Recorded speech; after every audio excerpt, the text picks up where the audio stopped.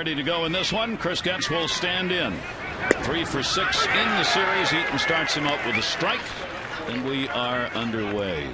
Very light breeze that has been blowing out towards left field for most of the afternoon. That is in there for a strike, and quickly ahead on it. 0-2. There is no better pitch in baseball than strike one. And boy, to get ahead of a hitter, as the game has taught all, makes all the difference in the world.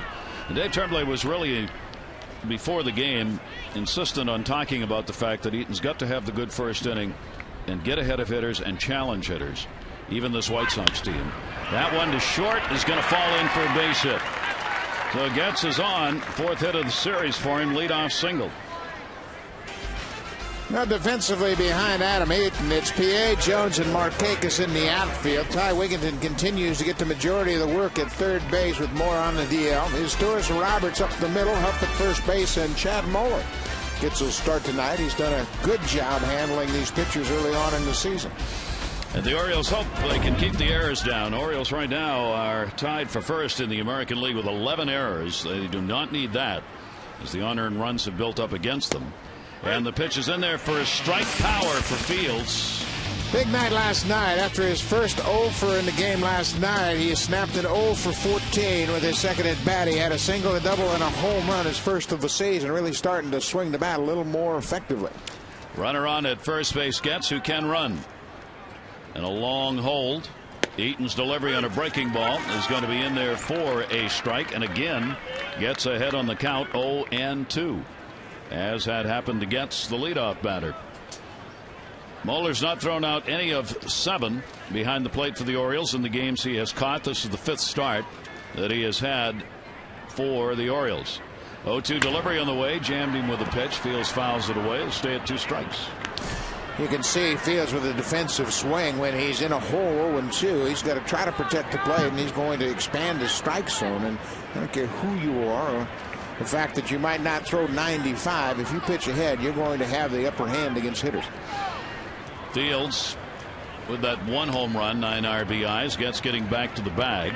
The White Sox so far have 11 stolen bases. They have been caught 4 times on the season. They spread the stolen bases out pretty well.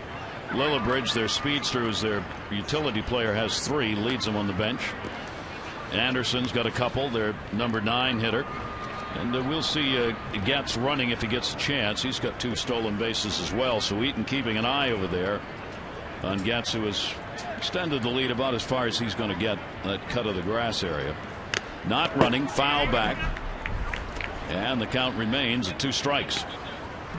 Well, so far, Adam Eaton has been very aggressive with the fastball, just exactly what Chad Moeller has set out as a game plan, with the base runner at first base and Eaton throwing strikes, the infield on their toes, anxious to get a ground ball, see if they can't turn a double play and erase that leadoff base hit.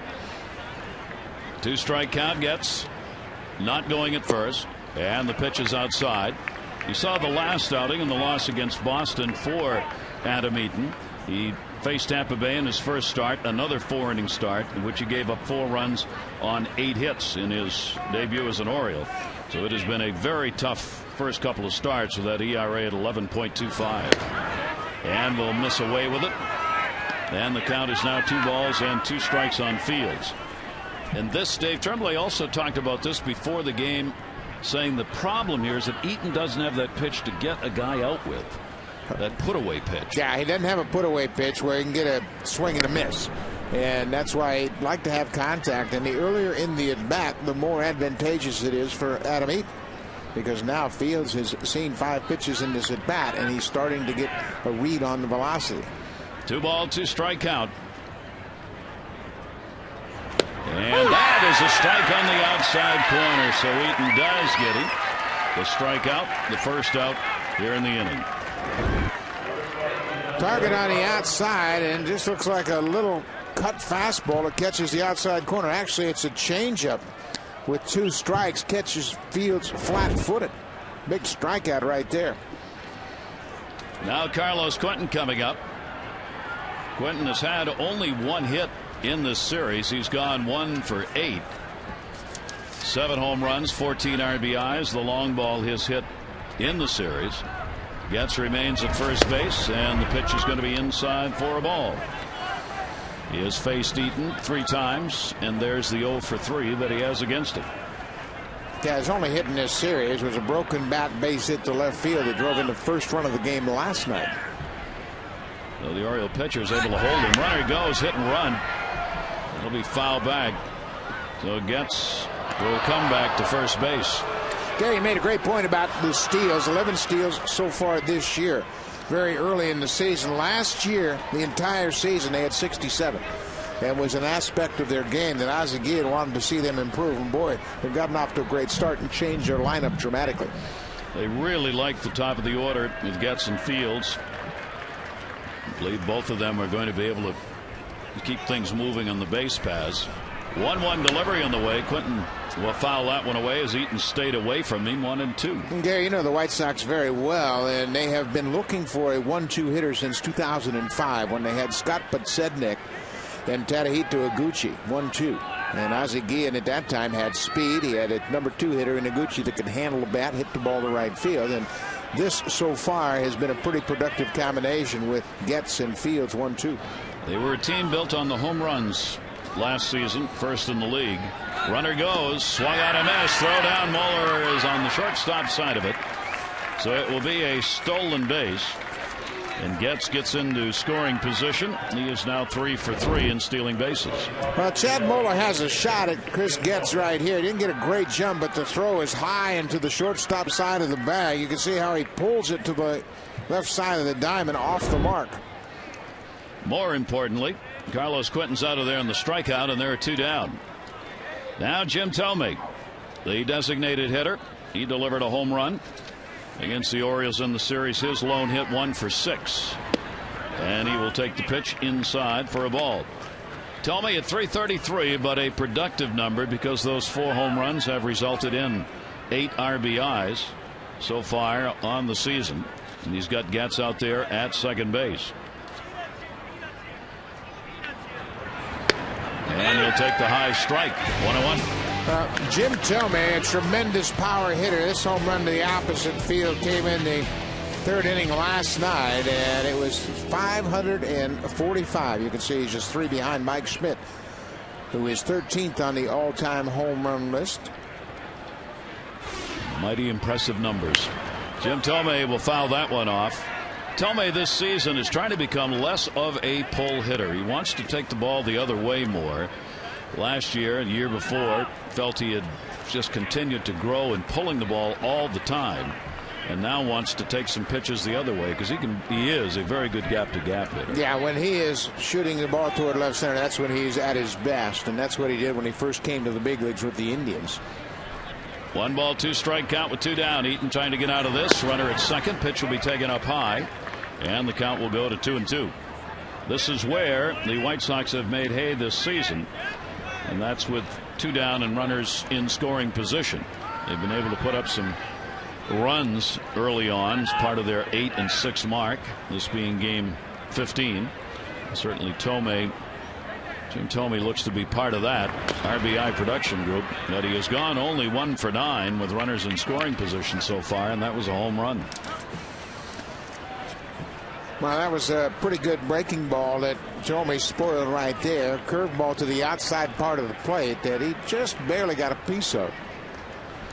And Eaton's got a little bit of wiggle room here with the base open and a right-handed hitter on deck. Runner at second. 2 ball, 2 strike count up to the 20 pitch mark here in the first inning. 2-2 delivery. Thome will foul that one right straight back. It'll stay at 2-2. Well, anybody in baseball will tell you the pitcher's most challenging inning is the first. Top of the order, set up perfectly with speed, with patient hitters, and your best hitter in the 3 spot. And it's always difficult for a pitcher to control his emotions and really get into the flow of the game. First inning is always a challenge. No matter how great a pitcher you are, most can say that about the game. Can we just skip the first inning? And the answer's always been no.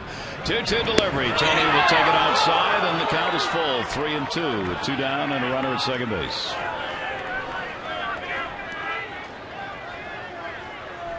So Eaton with a big pitch early. The big shift is on. The shortstop is Torres behind second base. Brian Roberts is really out there in right field. Here's the 3-2. Gentome goes down swinging. So Eaton strikes the side out, leaving a runner at second. Roberts, Jones, and Markakis coming up.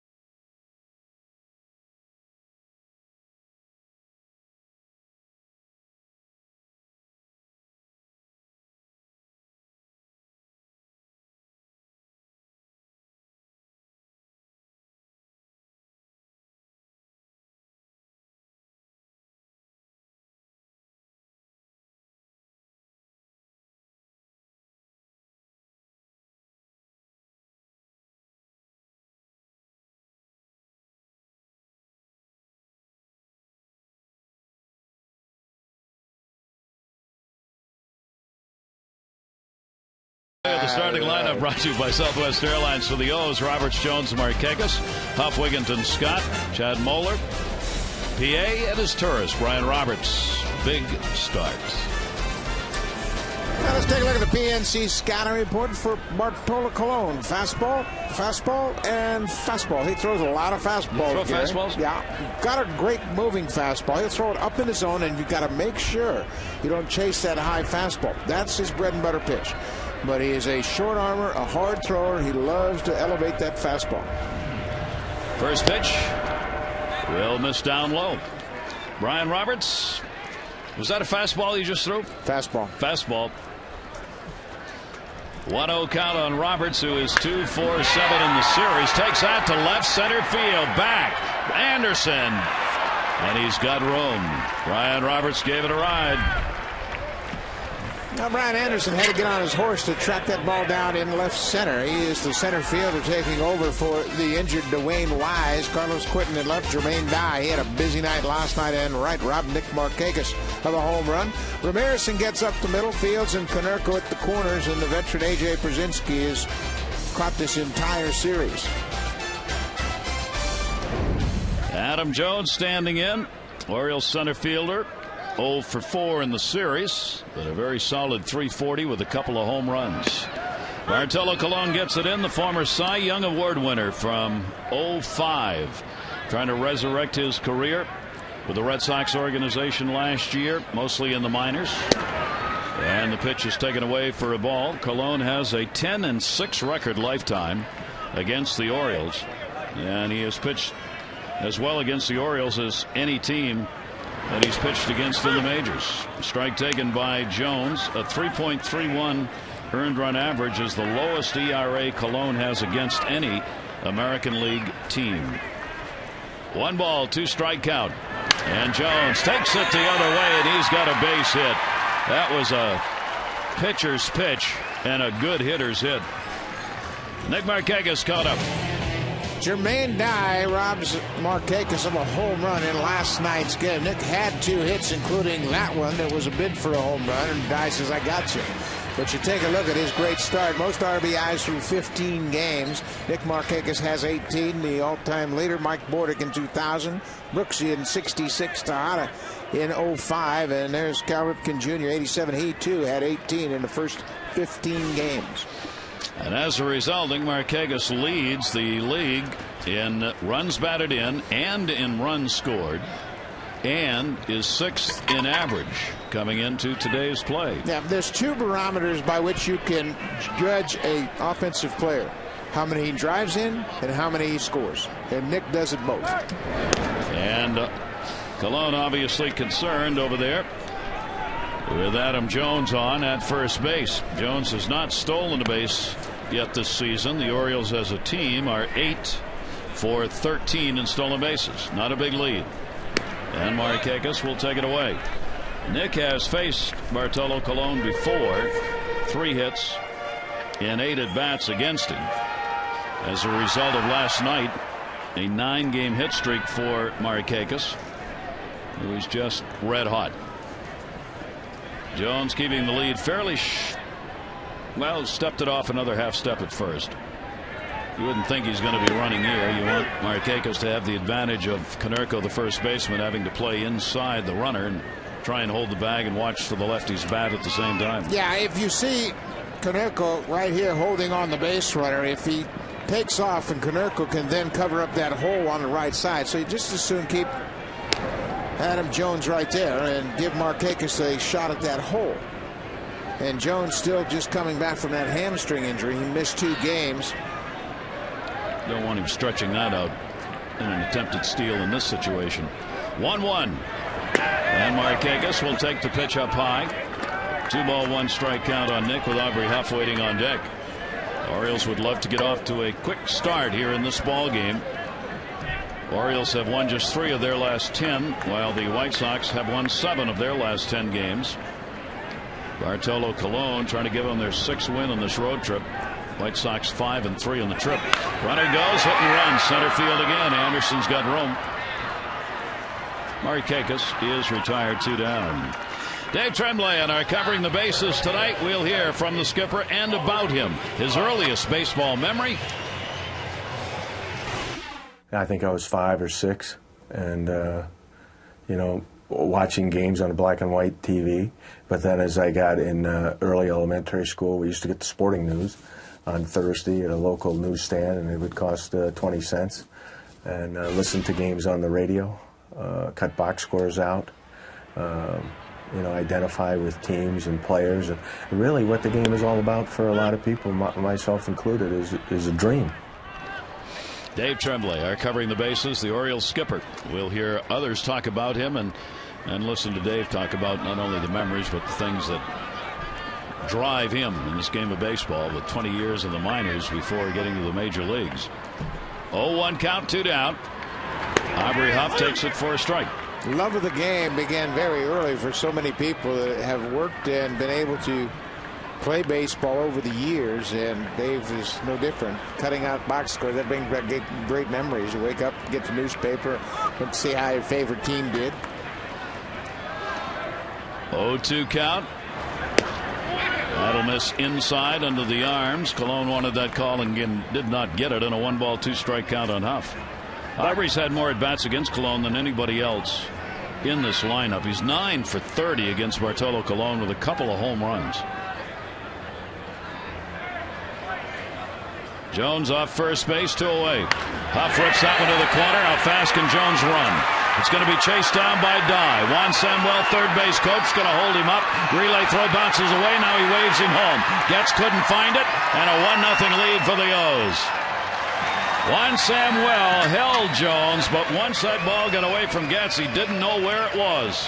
Adam Jones did a heck of a job because he's kept his head up. It's a bullet into right field, and Aubrey Huff turns on Colon. He wears him out. Dye gets it back, but watch the relay. Getz can't handle the short hop, but Adam Jones, who had been stopped at third, watch him look around to the outfielder so he can see the ball get away from Getz and scores easily. Good piece of base running. Oftentimes base runners will be totally reliant on the coach and take their eye off the play. Adam did a good job right there. We'll have to wait and see whether they give him an RBI. It's a double for sure, but the runner had stopped, and whether they charge an error on that, we'll wait and see. Runner at second base, up the middle, and that's going to go through. Huff will come around, and Ty Wigginton has got himself an RBI. And the Orioles take a 2-0 lead, and both of these coming with 2 down. Well, that's a big hit for Ty Wigginton. An RBI base hit with 2 outs. He's been scuffling a bit, and to contribute right out of the chute's a big deal. High fastball from Colon. We told you he's going to throw a lot of fastballs, and Wigginton gets it past the shortstop. Aubrey Huff looks over his shoulder. No play at the plate. In fact, Brian Anderson bobbled the ball, but Wigginton had to stop at first. 2 big runs into first to give Adam Eaton an early lead. So a couple of big hits here with 2 away. Luke Scott now 3-game hit streak, and Colon's pitch is up high. Ironically, it's the White Sox who are doing the 2-out hitting, but here in this inning it's been the Orioles, and Scott, part of that 3-game hit streak, home runs, as he now has put up 3 and has 8 RBIs. Runner at first, 2 down, and a strike taken.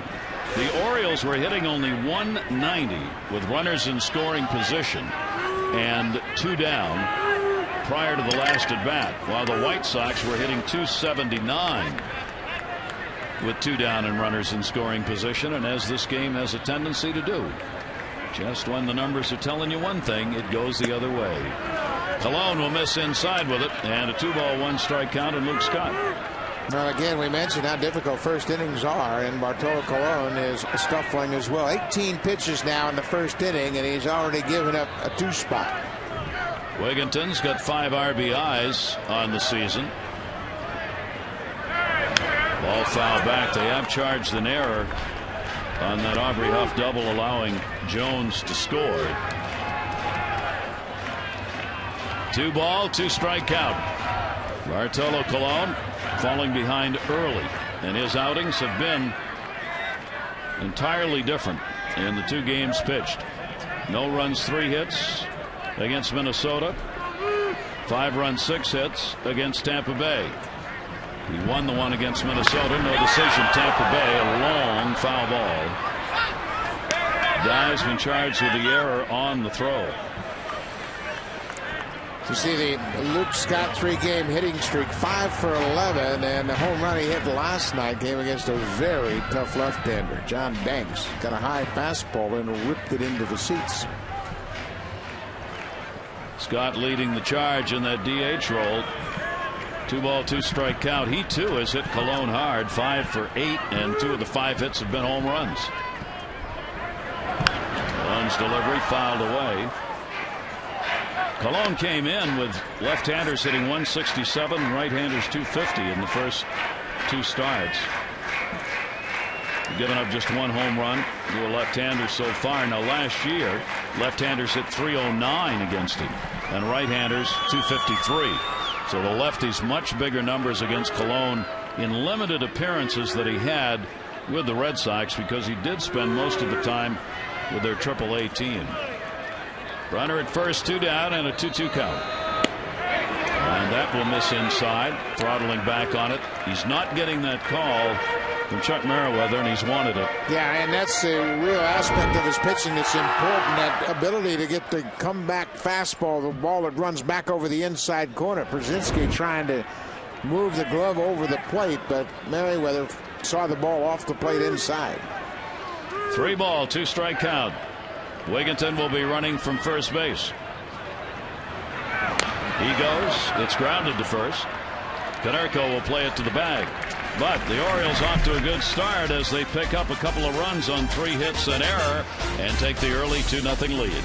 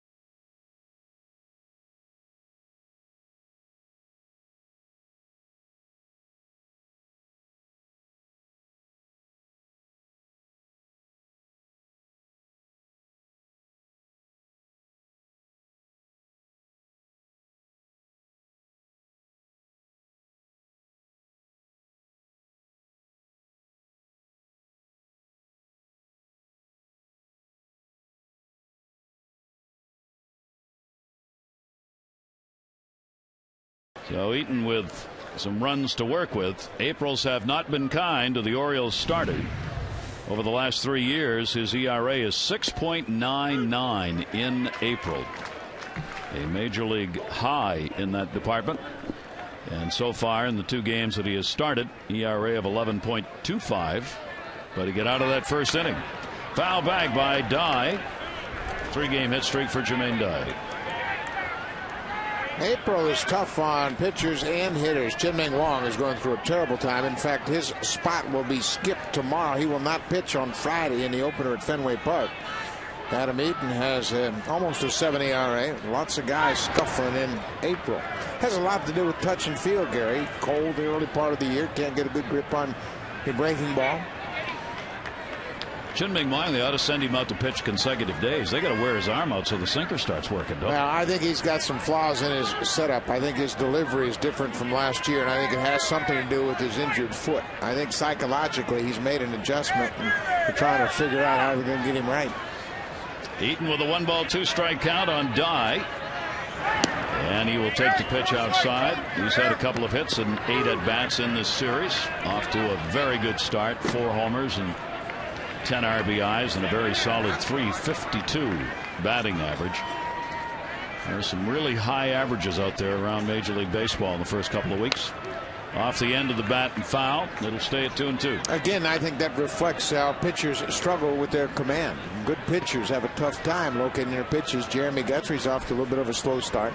The command is off. Doesn't have a consistent breaking ball. Doesn't have the ability to pitch ahead. And I think the lofty average reflects that. And you're going to see the pitchers catch up here as soon as it starts to warm up. Yep. Here's the 2-2 delivery on the way. Dye inside out right field and Markakis. Is out of there, 1 away, 2nd inning. Get ready to celebrate both of Baltimore's pro sports teams. The first 10,000 fans 15 and over at Saturday's Orioles-Rangers game will get the Draft Day O's-Ravens Rally Cap presented by Masson. It's a unique opportunity to show your support for both of the O's and Ravens players. For tickets, call the O's 888-848-BIRD or go to Orioles.com. And those of you waiting for a little summer-like weather to come around to watch some baseball, you might want to show up here this weekend because it's supposed to be an 80 or better. Maybe tomorrow, but certainly over the weekend dates. Down to third. That's a fair ball. Canerco's got himself at least 1. PA will hold him there as he gets the throw into second base. So Canerco with Chicago's second hit, a single, coming with 1 away in the 2nd inning. Well, Canerco just hooks it inside the bag. Watch Wigington react. Doesn't have much of a chance. 2 hops and it's past him into left field. PA does a heck of a job. There's a good perspective in what Wigington has to deal with, playing off the line, and Canerco sneaks one past him. Now Pierzynski will stand in. Pierzynski with a 2 for 8 in this series. And he'll foul that one away. He has had a red-hot bat going for this team. 10 for his last 27 with a home run and 2 RBIs. He's looking for his 100th career homer. The next one will get him there. And he's also a .366 hitter here at Camden Yards in his career. Takes the pitch away. Eaton with a 1-ball 1-strike count on him.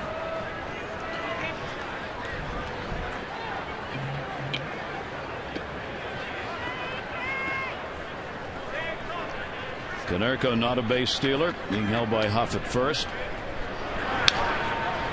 Good pitch down and away again, and a 1-ball 2-strike count. Eaton's made some good pitches. He has kept the ball down. He's made pitches to the corners, and they have used his fastball very aggressively. A good delivery here as he gets out in front and gets over that front side.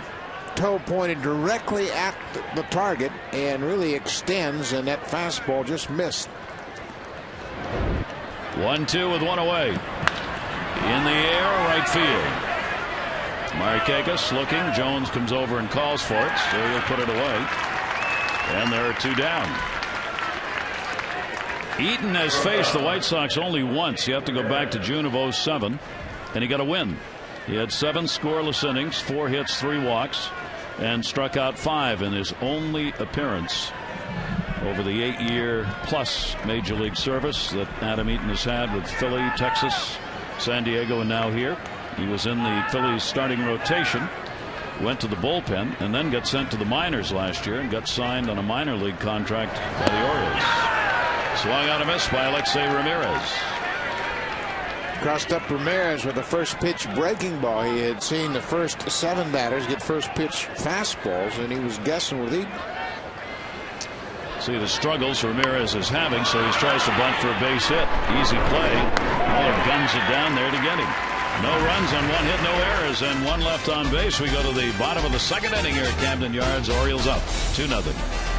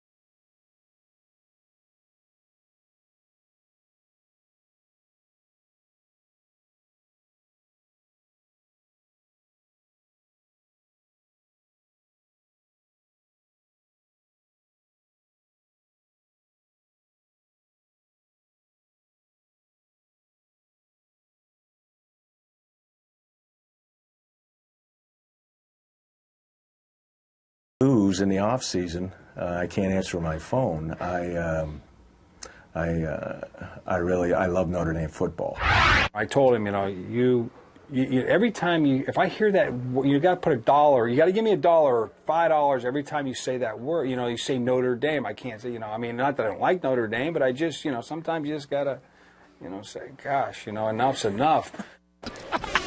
I wonder why Rick Kranitz would say that. Have anything to do with the fact he attended Oklahoma State University? You think? Dave is a diehard Notre Dame fan. Covering the bases, Dave Tremblay, the skipper, tonight. A 2-0 count on Chad Moeller, who's leading it off here. PA and his Taurus will follow, bottom 3rd of the order. Moeller's got an 0 for 5 against Bartolo Colon, who's now behind on the count, 3-0.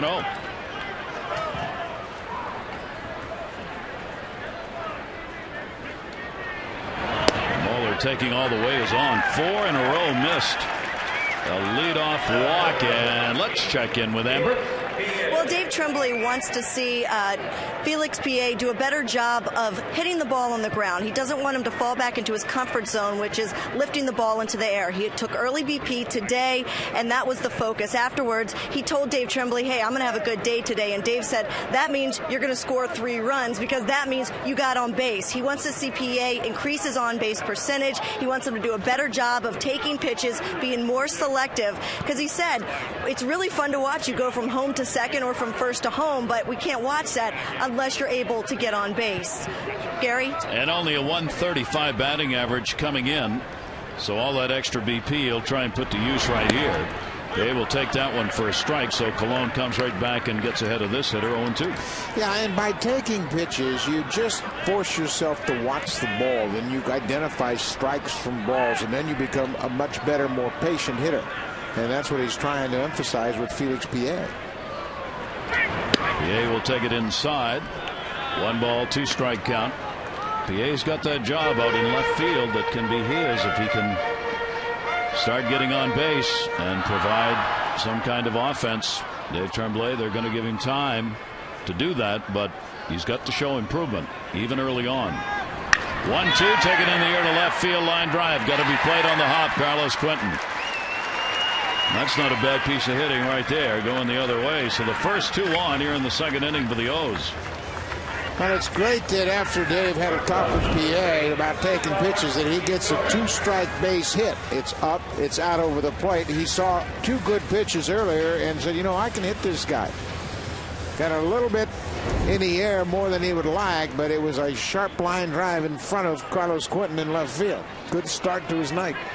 So, bottom part of the order trying to contribute here. 2 on, nobody out. As Torres, 4-game hit streak.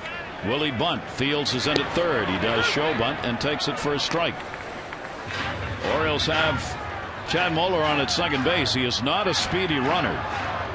And Fields going through the infield signs. He wants to stay back and try and get a force at third base if either Bartolo Colon or Konerko at first or the catcher could handle any bunt. As Torres drops it out in front. Beautiful bunt.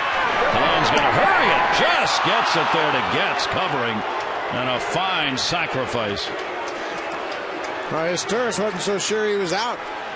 He got down the line in good shape. Colon was very deliberate as he got off the mound and just kind of planted his feet, took his time. And Torres gets credit for the sacrifice, and he made it close at first. Perfect bunt right out in front. Colon's got to make the play. Very deliberately makes the throw. It is bang, bang, but he did get him. Looked like he got him by a half a step, but a good job by the number 9 hitter. Tremblay coming out to plead the case with Eric Cooper.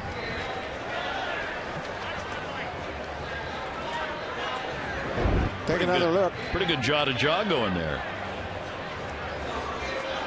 Boy, he might have beat it. It looked like the ball was in the air before. When Izturis came down on the bag, it looked like the ball wasn't quite in Konerko's glove. Dave Tremblay a lot to say. Colon standing on the mound, slamming the ball into his glove here. Foot's in the air there. And the ball didn't appear to be in the glove at that point.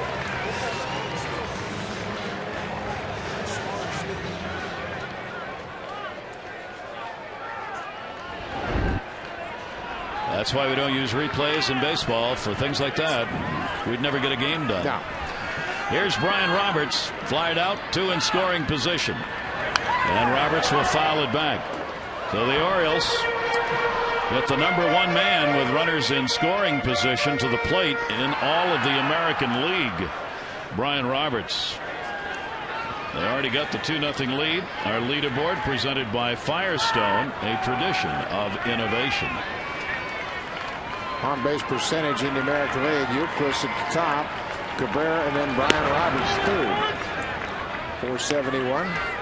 Ian Kinsler, will see him next as he and his Texas Rangers come into Oriole Park at Camden Yard tomorrow night. A 4-game wraparound series. 3 great second basemen playing with Roberts, Getz, and Kinsler here at Camden Yards. 1-1 delivery is going to be inside for Brian Roberts. 6 for 9 with runners in scoring position. Among the second baseman's numbers currently, Kinsler on top, Brian right behind him, Alberto Calypso and Aaron Hill and Robinson Cano. Boy, is that good news for the Yankees. Yeah, Cano is back swinging it again, and he is really off to a great start. Colon's fastball misses up high. 3-1. Chad Moeller's on at third. PA's on at second. First base open with only 1 away. Jones waiting on deck. Brian Roberts. 2 RBIs could come in a base hit right here. 3-1. We'll foul it away, and it's 3-2. Well, he got the pitch he wanted in that situation. He kicks it to dirt, frustrated. He didn't put it in play. Up out over the plate. Perfect ball to lift to the outfield and guarantee yourself at least 1 RBI. He drove Brian Anderson to the wall in left center in his first at bat, right in front of the Orioles bullpen. Brian hitting .280 in 2 strike counts. He's got 1 here. 3-2 delivery, and the bases are loaded. So Colon has worked his way towards the middle of the order, and only 1 down. Gary, last night Dave Tremblay felt the most pivotal at bat in the game came in the second inning with the 8-hitter Alexei Ramirez, and he reached for a walk, and that really turned the game around.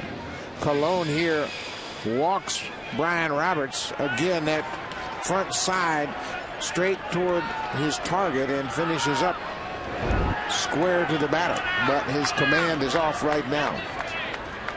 One down, bases loaded. Jones with a single, scored a run, takes the ball foul. Orioles got this started with a leadoff walk. Chad Moeller got it. PA followed with a single. He's at second, and the walk to Brian Roberts. Orioles have had 14 at bats this year with the bases loaded. They are 7 for 14 with 2 grand slams. Melvin Mora's got 1. Nick Markakis has 1. And now Adam Jones getting his second chance with the bases loaded this year. And he takes the pitch up high. It'll even the count up at a ball and a strike. Big early chance for the Orioles to do some real damage against Bartolo Colon. 35-year-old right-hander of the White Sox, 1-1. Jones a chopper to third base, played by Fields home. There's one, and that's all they'll be, but they get the out at the plate on Chad Moeller. 2 down. Fields made a quick determination he wasn't going to have a chance for 2. So he cuts down that lead runner with the force play at the plate. Brzezinski, no thought whatsoever of a return throw. They'll just be satisfied getting that one out. Now it's Nick Markakis, who does have one of the grand slams for the O's this year and is 1 for 2 with the bases loaded. 37 RBIs in his young career with the Sox fold. Well, here's a big moment early on in this ball game. Markakis flied out to center field, first time up.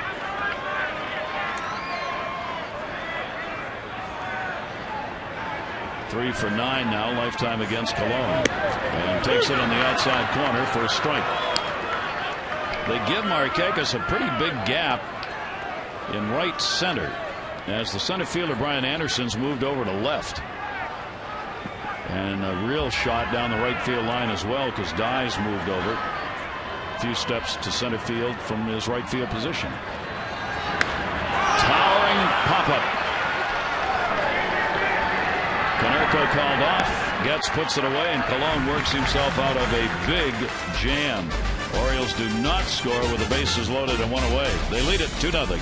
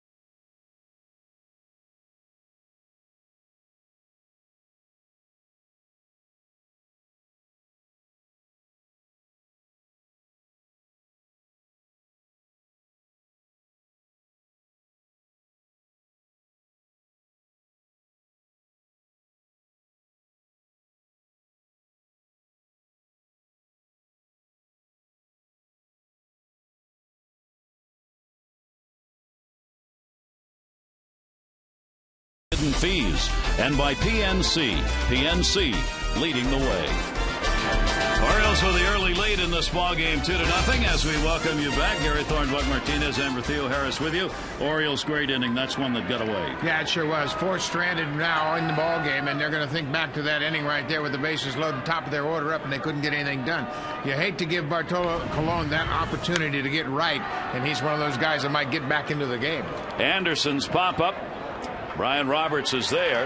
And 1 pitch and 1 out. The one thing they have been able to do against Cologne is make him throw some pitches, though, early in the ballgame. Yeah, man, he is coming back from an elbow injury. He had off-season surgery to remove some chips in his elbow, so you just don't think he's going to pitch deep into the ballgame, and they'll have to maybe patch up some innings out of that bullpen. Early on, what we're seeing from Adam Eaton, I think, is exactly what Dave Tremblay had talked about, and that's challenging these hitters early on. Gets us up, takes the strike. He wanted him to come after him on the first pitches, and so far he's doing that. Yeah, he's done a good job with his fastball, and Chad Moeller had an agenda of getting the fastball into the mix early and often tonight, and so far Adam's done a heck of a job with it. Breaking ball right there. Take it in the air to left field. PA is there. He's got it. 3 pitches, and there are 2 down. And that's the way the Orioles had hoped Eaton would be able to retire some of these White Sox here tonight. Well, Gary, we had talked about a veteran lineup like this White Sox lineup. When you show veteran hitters a lot of pitches, they become better and better with each pitch. The more information they get, the better they are. That'll bring up Josh Fields. Fields, a strikeout victim, his first time up. Eaton struck the side out in the first inning. Oh, did that hurt. Took the mask right off Chad Moeller in a foul ball. Now, I don't know if it hurt as bad as it looked because it pops off that helmet. Hurt me. That helmet doesn't really grip that strap very well. Watch how easily it pops off. You see, it just was a glancing blow, hit on that ear flap, and just kind of knocked the mask right off the top of that helmet. May have hurt the home plate umpire Chuck Merriweather more than it did the catcher. Eaton gets that one in there in an 0-2 count. Fields, 3 hits, 10 at bats in the 3-game set. Comes in with a .280 average. Couple of doubles, home run for extra base hits. Just missed. Eaton was on his way to the dugout. Well, that's a pretty good pitch. Adam Eaton wanted this pitch. They had set it up for the fastball, and it might have just caught the outside corner according to pitch tracks, but he didn't get the call. 1-2 delivery on the way. That'll stand him back a little bit, and a 2-ball, 2-strike count on Fields. The only visit the White Sox will have to Camden Yards this season. The Orioles will be going to Chicago. The Orioles a chance to take this series in the rubber match today, and he got him. Solid inning as Eaton now with 4 strikeouts sets the side down in order in the 3rd. Orioles remain on top quite quickly.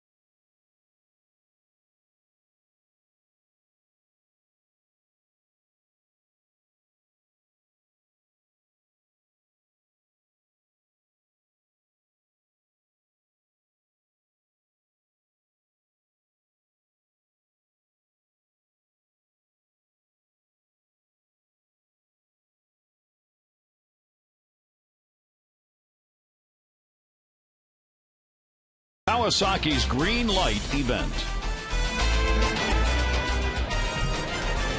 Gorgeous night here, and the Orioles starting out with that 2-0 lead off Bartolo Colon. They'll try and add to it. Huff, Wigginton, and Scott due up here in the 3rd inning. Orioles 5 wins, 3 losses at home, while the White Sox on the road, same record. They are 5-3. Pitch will be taken down low for a ball. Colon has 2 walks and no strikeouts. Huff had a double off him in the 1st inning.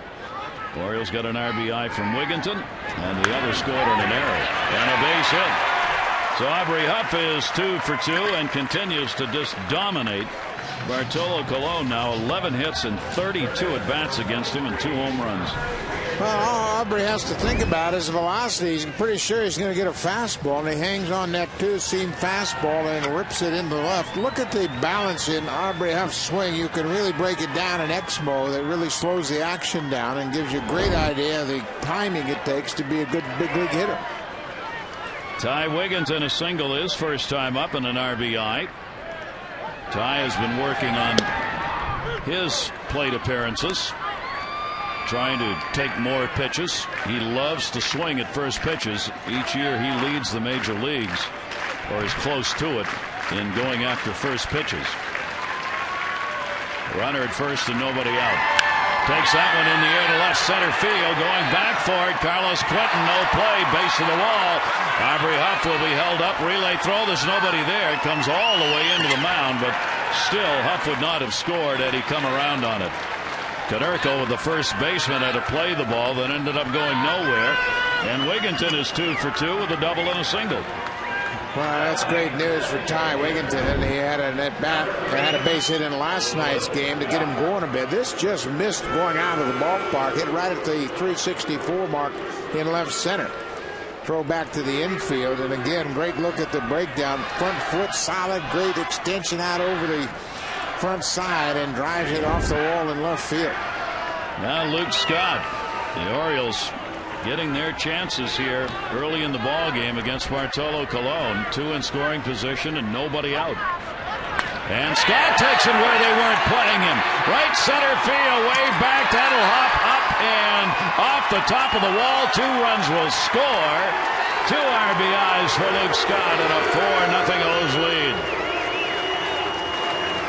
Well, we talk about the balance of the White Sox lineup. This is a pretty good hitting lineup itself. Lefty, righty, great combination. Huff the left-hander, then Wigginton the right-hander, then Scott the left-hander. They drilled Bartolo Colon here. This is a bullet. Inside fastball. He rakes it off the wall in center field. 2 runs come in to score. And Scott has his 4th double of the season and 9th and 10th RBI. So the Orioles putting the numbers up, 4 runs, 7 hits. We told you Bartolo Colon had 2 distinct outings. The one against the Twins was all about the fastball that he was able to keep down. 44% of the fastballs he threw in his victory against Minnesota, 44% were in the bottom of the strike zone. In the second start against the Rays, that number went down to 22% of his fastballs. That means a lot of pitches up.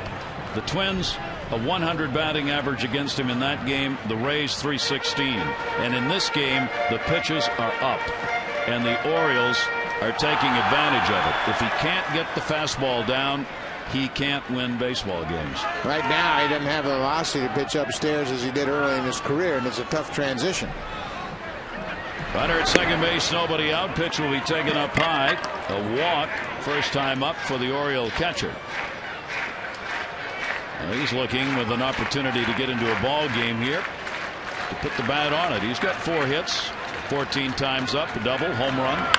That one toward short will hold the runner. Ramirez up, makes the play. Moeller retired. That is the first out of the inning. New York Yankees will visit Oriole Park May 8th through the 10th for the only weekend series of the season between the teams. You can get your tickets now and paint the park orange as the Birds take on the Yanks. Tickets start as low as $15, 888-848-BIRD, or go to Orioles.com for that weekend series with the Yankees.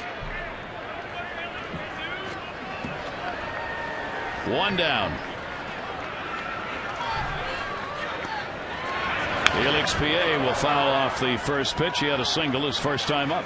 Different approach this time. He swings at the first pitch. Last time he took 2 strikes and got a 2-strike hit to left field. Let's see how he finishes up this at bat against Bartolo Colon. He had a good swing at it, but he was just a little bit late. 0-1 count on him. Straight away infield, outfield. Scott at second base. P.A. will take it inside. Bartolo Colon is part of a group. You saw the Cy Young Award winners. Cliff Lee this year, the Cy Young Award winner last year, started out with 3 losses in his first 4 games. Cy Young Award winners of late vintage have not fared well the next season. Taken down low. Roy Halladay, Bartolo Colon, CC Sabathia, all Cy Young Award winners, and all of them the next season lost at least 3 of their first 4 starts the next year. And now in Cleveland with Cliff Lee, they're talking about wanting to deal him. That they think they may have seen the best they're ever going to see from him, and it may be time for a trade. 2-1 pitch fouled off outside of first base. Yeah, I saw that report, and there was no name tied to it. Nobody in the organization. It was one of those somebody said. Floating a balloon, maybe? Well, he had an 18-win season earlier in his career. Then he had a sports hernia. And then last year he had a phenomenal season. But the one thing they all have in common, the 3, CC Sabathia, Bartolo Colon, and Cliff Lee, they'll pitch for the Indians. Okay. Pretty remarkable. Amazing. That is really amazing. 2 ball, 2 strike count. Only 1 down. Runner off second. Luke Scott in the dirt. What a play there. Brzezinski looked like a shortstop. I'll tell you what, A.J. Brzezinski does a great job. Last night he was dealing with the split finger pitch, the forkball. Or first night in here, Contreras. And watch how quickly he moves to his right. This ball is buried down around the feet of PA, and he scoops it easily and stays on his feet to keep an eye on the base runner at second. That's helping your pitcher right there. 3-2, 1 down. PA had to reach on the off-speed pitch. Konerko a little bobble. Good coverage as Colon get over there to get the out. Scott will move over to third base, and now there are 2 down.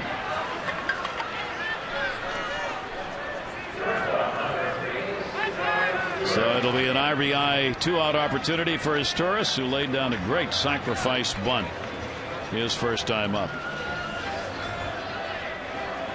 Orioles with the 4-0 lead.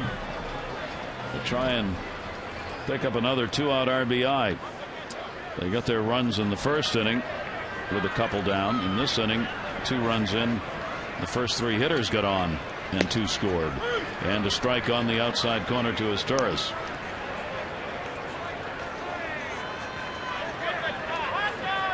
Izturis looking at the third baseman, see if there's an opportunity to bunt. Fields moves in on him, seeing that. The 0-1 delivery. Izturis trying to punch one, fouls it back. Izturis with runners in scoring position has gone 3 for 17. His lone home run came in one of those situations.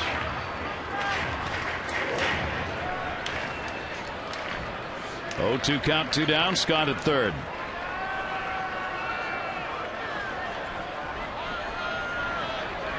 Izturis gets the base hit with 2 away and an RBI. And the Orioles have a 5-0 lead. Some clutch hitting by the Orioles shortstop.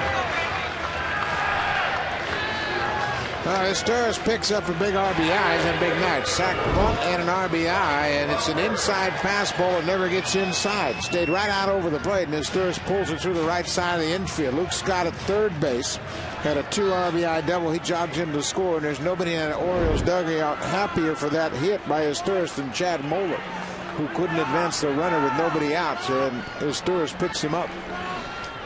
Now 5 runs, 8 hits, and back to the top of the order. And Brian Roberts, who has drawn a walk and flied out to center field so far in the ball game. Brian from the left side hitting .362. Where most of the at-bats have come and will come. Throw over to get Izturis back. 7th man to hit here in the 3rd inning for the O's, as they are rocking Bartolo Colon in his 3rd start. 1-0 delivery. Thinking about bunting for a base hit, and justly so. Fields was way back and swung over towards short at third base. Boy, Colon really got off the mound quickly, and he was in position to make a play because Fields was back at third base. For a big guy, he moves around pretty well on the field. A 1 ball, 1 strike count. Konerko holding the bag at first on Izturis. Roberts on the 1-1 goes to left. Carlos Quentin. And that will retire the side, but a good inning for the O's as they pick up 3 more runs. Scott a 2 RBI double, as Torres an RBI single, and a 5.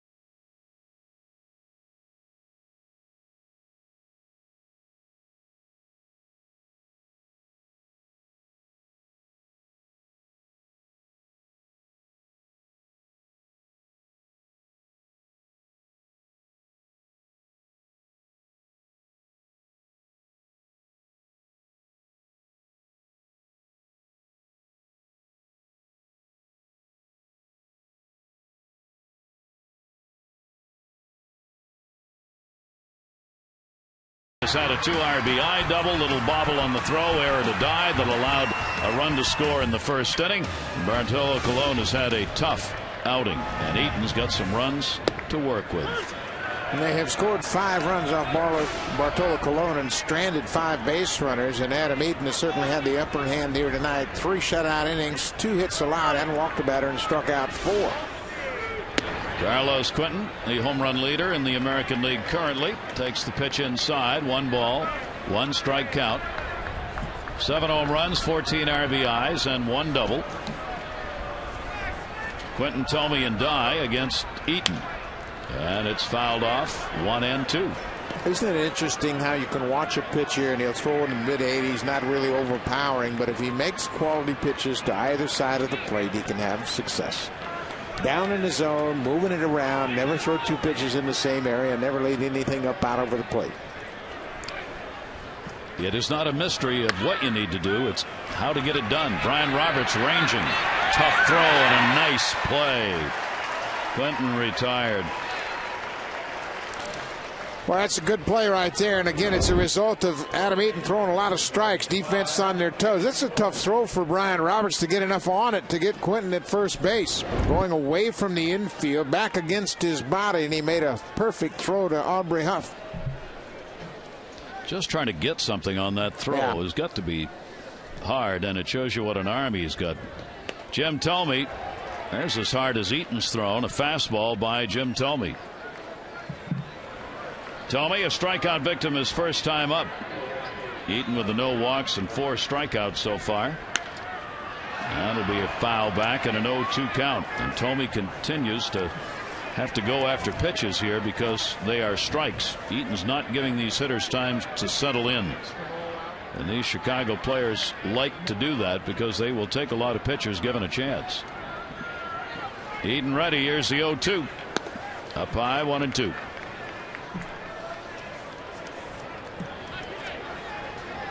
Adam Eaton looking for a win against 2 losses. Lifetime 68 and 65 now.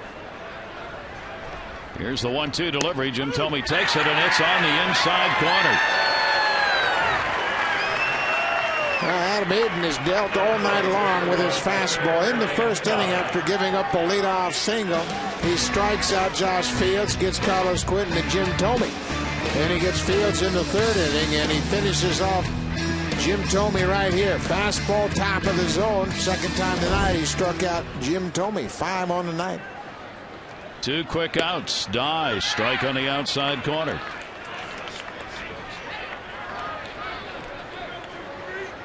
Eaton has struck out as many as 12 in his career, but that was back in 2003. Pitch will be taken down low for a ball.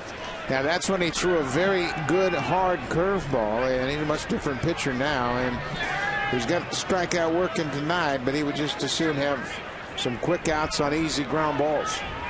He has had 12 first pitch strikes thrown, which has made a very big difference early on in this game because he's been ahead of the hitters. 1-1 delivery outside, 2 ball, 1 strikeout. 5-0 lead. Orioles trying to take the series against the White Sox. 2-1 pitch, high in the air, deep left field, way back in the power alley, and caught right at the fence as Adam Jones got over there with PA next to him, reached up and nonchalantly took a ball. Watch, where is this? It would have been off the top of the wall.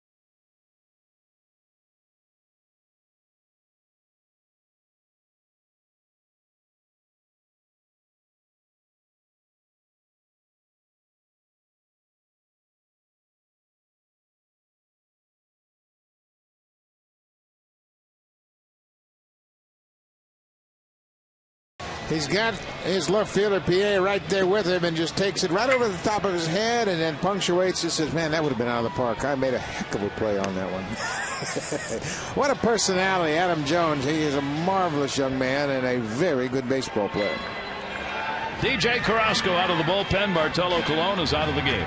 Carrasco has made 4 consecutive scoreless appearances, and he is in here trying to keep the Orioles at bay and keep this White Sox lineup within striking distance of the Orioles. 4th inning now. 5-0 for Adam Eaton. And Carrasco, who just turned 32, will try and hold the middle of this ball game as it is. Jones up the middle. Ooh. Throws it wild. Jones will go to second base. And now the question is Carrasco. Well, he got hit hard.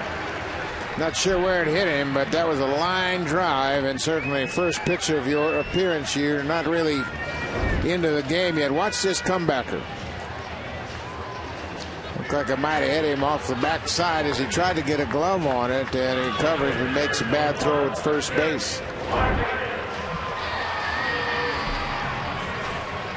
That's a tough error right there. Has to be as he threw it away. Second error charged to the White Sox. It looks as though he's all right. Tried to get the glove down to protect that side of his body. So down to second base, Jones. Here's Markakis now. And Nick will take it for a strike. Markakis has flied out and popped out.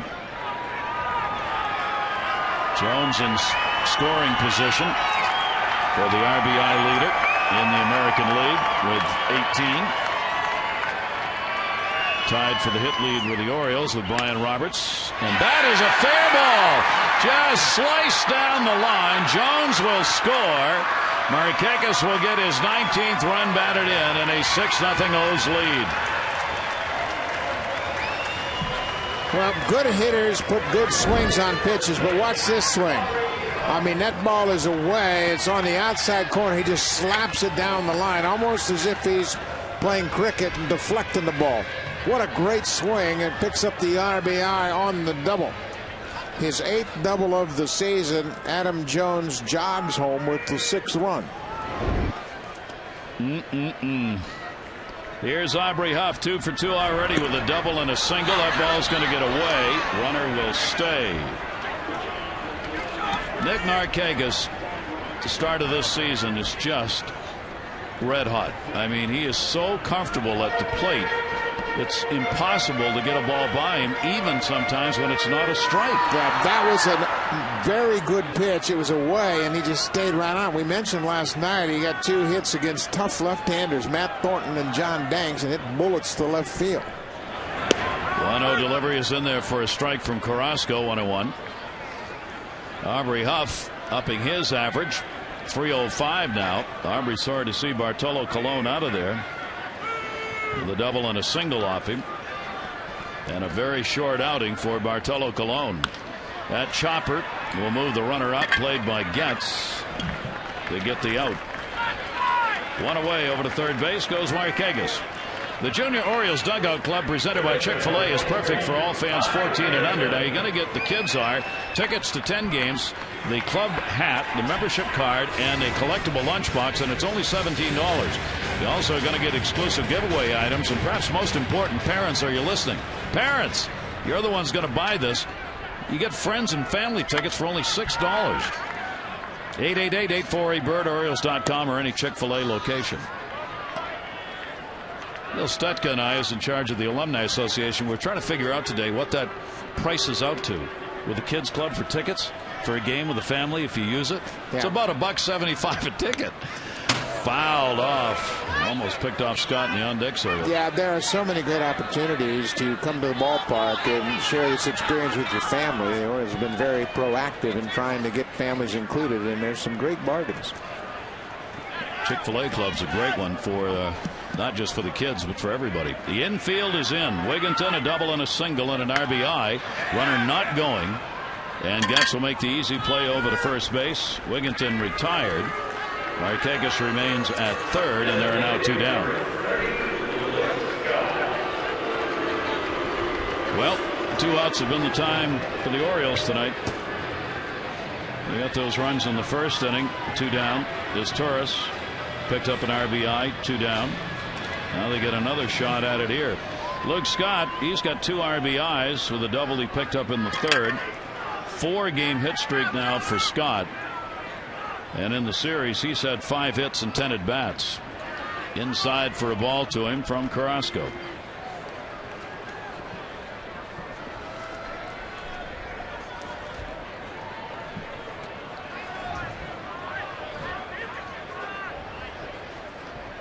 .1-0 delivery. 2-0. Very short night for Bartolo Colon. 5 runs, 8 hits, 3 innings. He didn't strike anybody out, and he walked 2. And now the intentional pass, whoa, is going to be surrendered.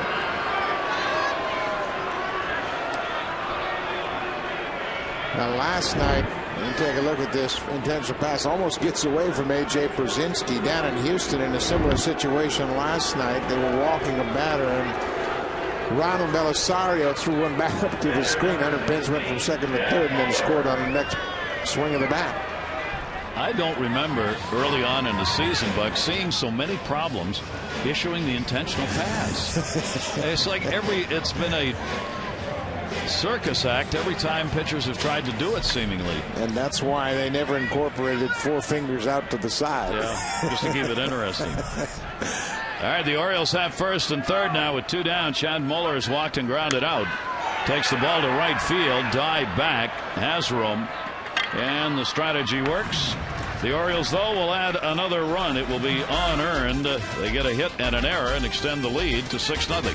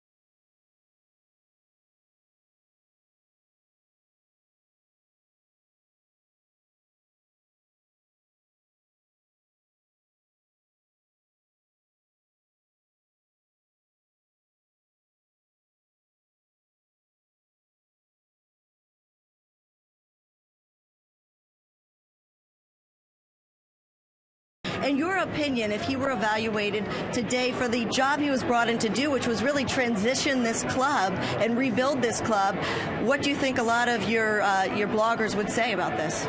I mean, it always seems like a cop-out when I give him an incomplete grade, which I got a lot of those in school too, but he was brought here to kind of to supervise a rebuilding project. He was told that he wasn't going to be judged on wins and losses, so there are no real hard numbers to gauge when you want to go ahead and give him the grade and say, is he successful or isn't he? So I really think the fact that he's teaching the fundamentals, kind of going back to the Oriole way, being part of this transitional phase that they're phasing in the younger players, I think he's done what he was brought here to do. I'd like to see him loaned out maybe to the Red Sox or the Angels for a short amount of time to see how he would manage that kind of club. The Orioles aren't there yet. I assume he's doing what they want, but we can't judge him on wins and losses, so I'm going to go incomplete. Well, players can make a manager. Moving to another topic now, Ty Wigginton got the everyday starting job as far as Melvin Moore being out, having a chance to play every day at third. Are we seeing him come along in the way that you were expecting him to? Well, you know, he was mashing the ball in spring training. There are home runs he hit that still haven't landed yet he didn't have an extra base hit until tonight. Ironically, we were talking about that before the game, and then he ends up hitting a double off the wall. Dave Tremblay thought that maybe he was trying to pull the ball too much, and that was a problem he was having. He noticed last night after he'd singled to right center field, he goes, hey, you discovered the right field is a fair ball. You know, he is a gap hitter normally, so he's finally going the other way. But now he got his extra base hit. I was waiting for the on-field ceremony. I'm a little disappointed. I thought the owner would come out and give a speech. Maybe he'd run a lap around the field. That didn't happen. But he has his first extra base hit, has a run-scoring single earlier. Maybe he's ready to break out. All right, you can check him out at MassonSports.com. Gary and Buck, I counted about 3 bad jokes, and that's pretty good for Rockavaco. Gary? I think will we give him an incomplete on that or an F? What do you think? An F? An F. Whoa, a hard teacher there. Holy cow. She gave him an F on those jokes. Yikes. I think there was more than 3 bad jokes in there. Okay. Well, you were lower than enough. Leadoff single by Konerko, second leadoff man who's been on against Eaton tonight. And here's A.J. Pierzynski, who flied out to center field his first time up. As Potterbar covering the bases tonight, Dave Tremblay. And Buck Martinez will also be covering the bases with the White Sox first base coach. The man he first interviewed fouled off. A great story regarding Harold Baines. I never got to that last night, did I? But I see how I remembered, which is really amazing. You wrote that note. I did write that. You wrote a note. I flipped the page on the scorecard and I wrote Martinez, first base, White Sox. This better be a good story. 1-2 the count on Pierzynski. It is a good story. It's lasted 2 days. Good answer. Ground ball. It's got a lot of spin. Brian Roberts has to wait. There's one relay, and they won't be able to get it. Aubrey Huff tried to help out there, but he came off the bag about 4 feet ahead of the ball. All right, first interview with Harold Baines. Well, we'll take a look at this ball first. The one that couldn't get turned for a double play. Not hit that hard, and you could see the base runner at first base Kaneko stopped. It was a good move, and they had to go get the lead runner. And they thought they had a shot at Brzezinski as he's a catcher running down the line, but he hustled and beat it out. Well, Ramirez. Harold Baines, good friend. I had just retired from baseball. My first job working television in spring training. Producer says, go get yourself an interview, somebody that you're comfortable with, talking to and everything. I said, well, Harold Baines is here. White Sox, great guy. Lot to talk about. I'll go talk to Harold. And I was nervous. I was nervous. So, Harold, how's spring going? Good. Having a good spring? Yep. I was dying.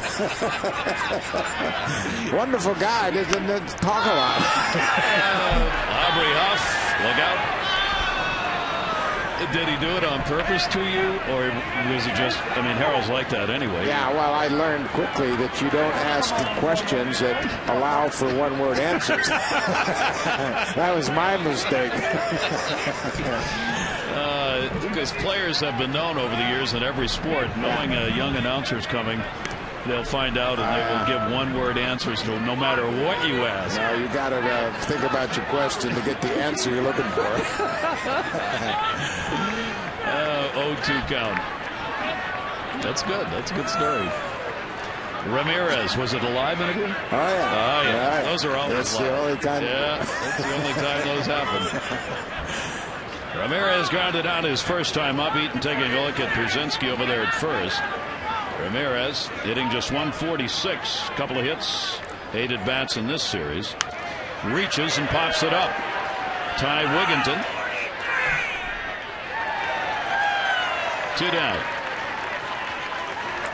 Boy, Adams done a nice job of keeping this White Sox team off stride. I mean, they were on fire last night at the plate, and he came out and established his fastball and then got them into a swing mode, and he's changed speeds very effectively tonight. He and Chad Moeller have done a good job of limiting the White Sox to just 3 hits to this point. First 2 starts for Adam Eaton, 100 pitches in his first game, 4 innings, 93 in his second game, 4 innings, 67 through 4 2/3 tonight. First ball strikes matter, don't they? First pitch strikes taken in foul territory. Yeah, you know what? And managers and pitching coaches tell you want to stay in the game late? Be efficient. 15, 18 pitches per inning, and you'll be pitching in the 6th and 7th inning every time out.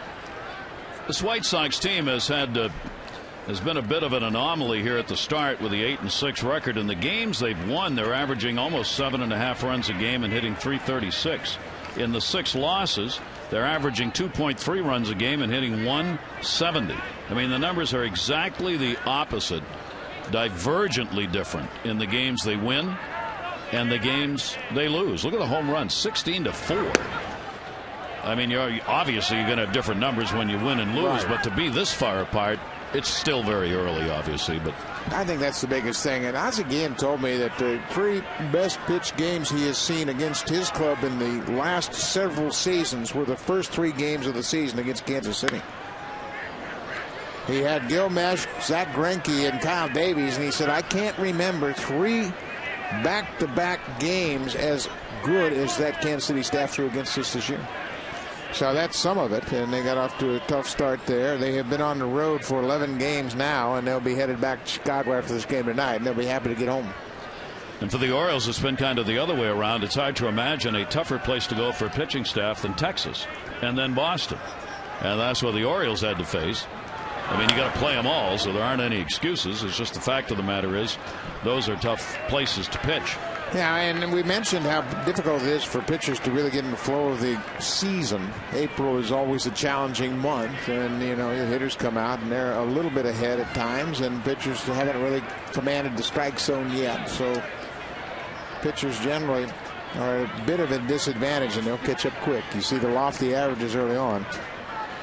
Runner at first base, 2 down, 1-2 delivery on the way. Check swing. He went around on it. Gary Cooper down at first base says yes, he did. So Anderson retired, no runs, 1 hit, no errors, and 1 left on base. We'll go to the bottom half of the 5th inning here at Camden Yards. Orioles looking to take this series.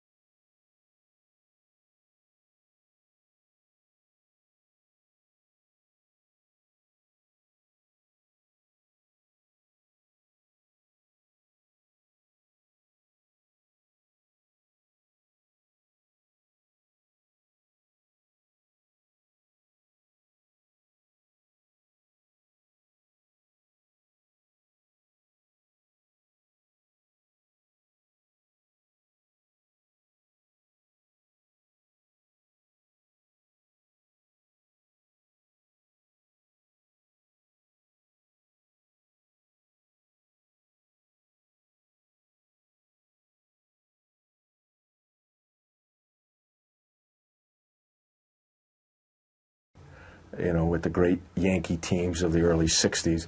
And he was a guy that, you know, stuck up for his players. The players respected him because I think the players knew that he was on their side. And he would back them up. And he was the first guy that tried to get everybody involved. He asked players their input. And went about his business in a way that was firm but fair.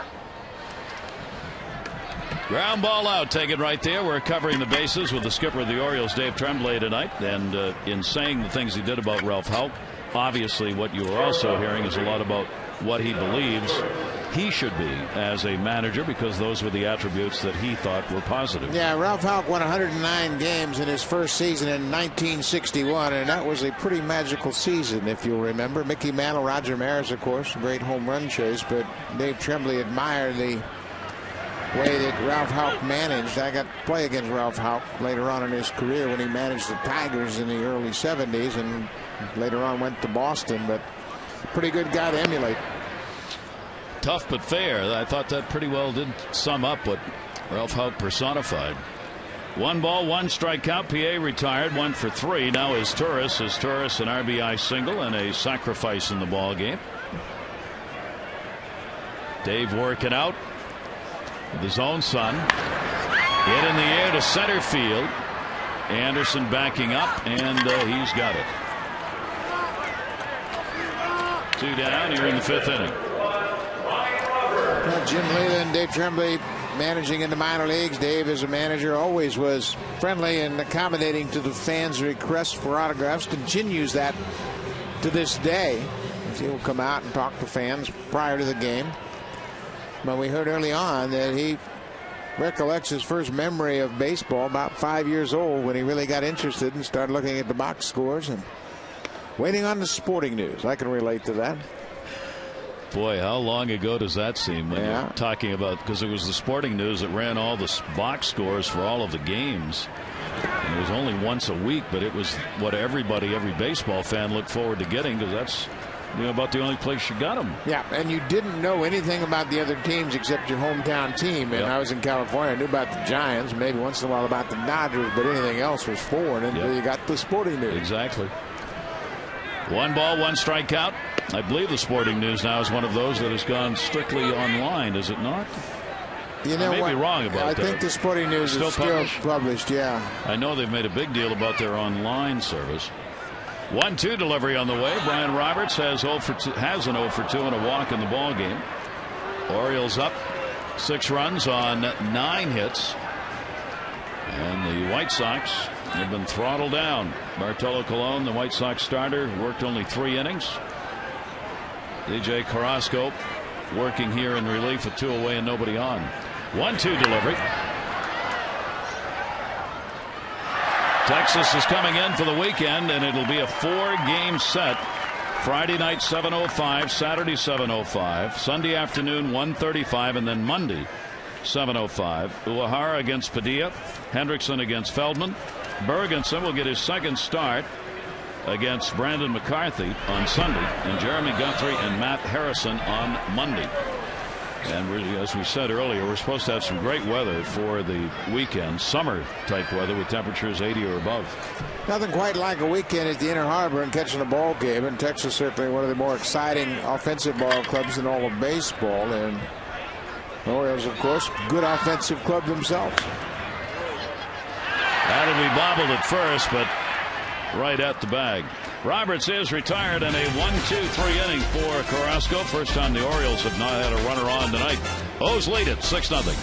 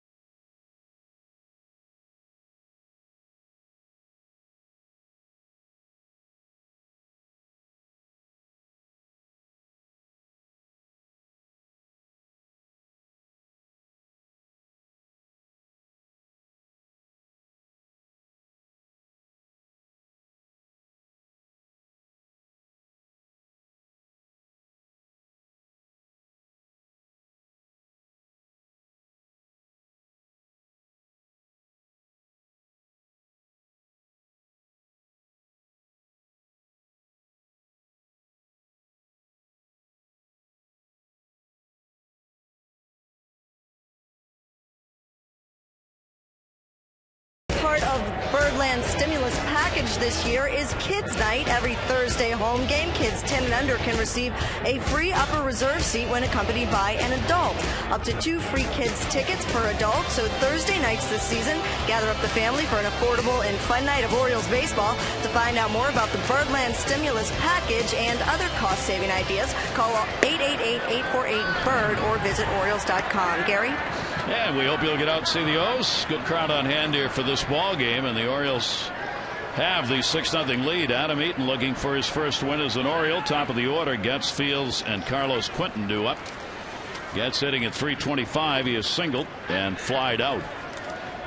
First time up in this ball game, and the delivery to him taken the other way.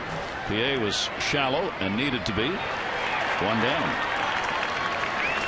Young man by the name of Joe works security over in the warehouse side of the building. Listening last night, we talked about the Yankees.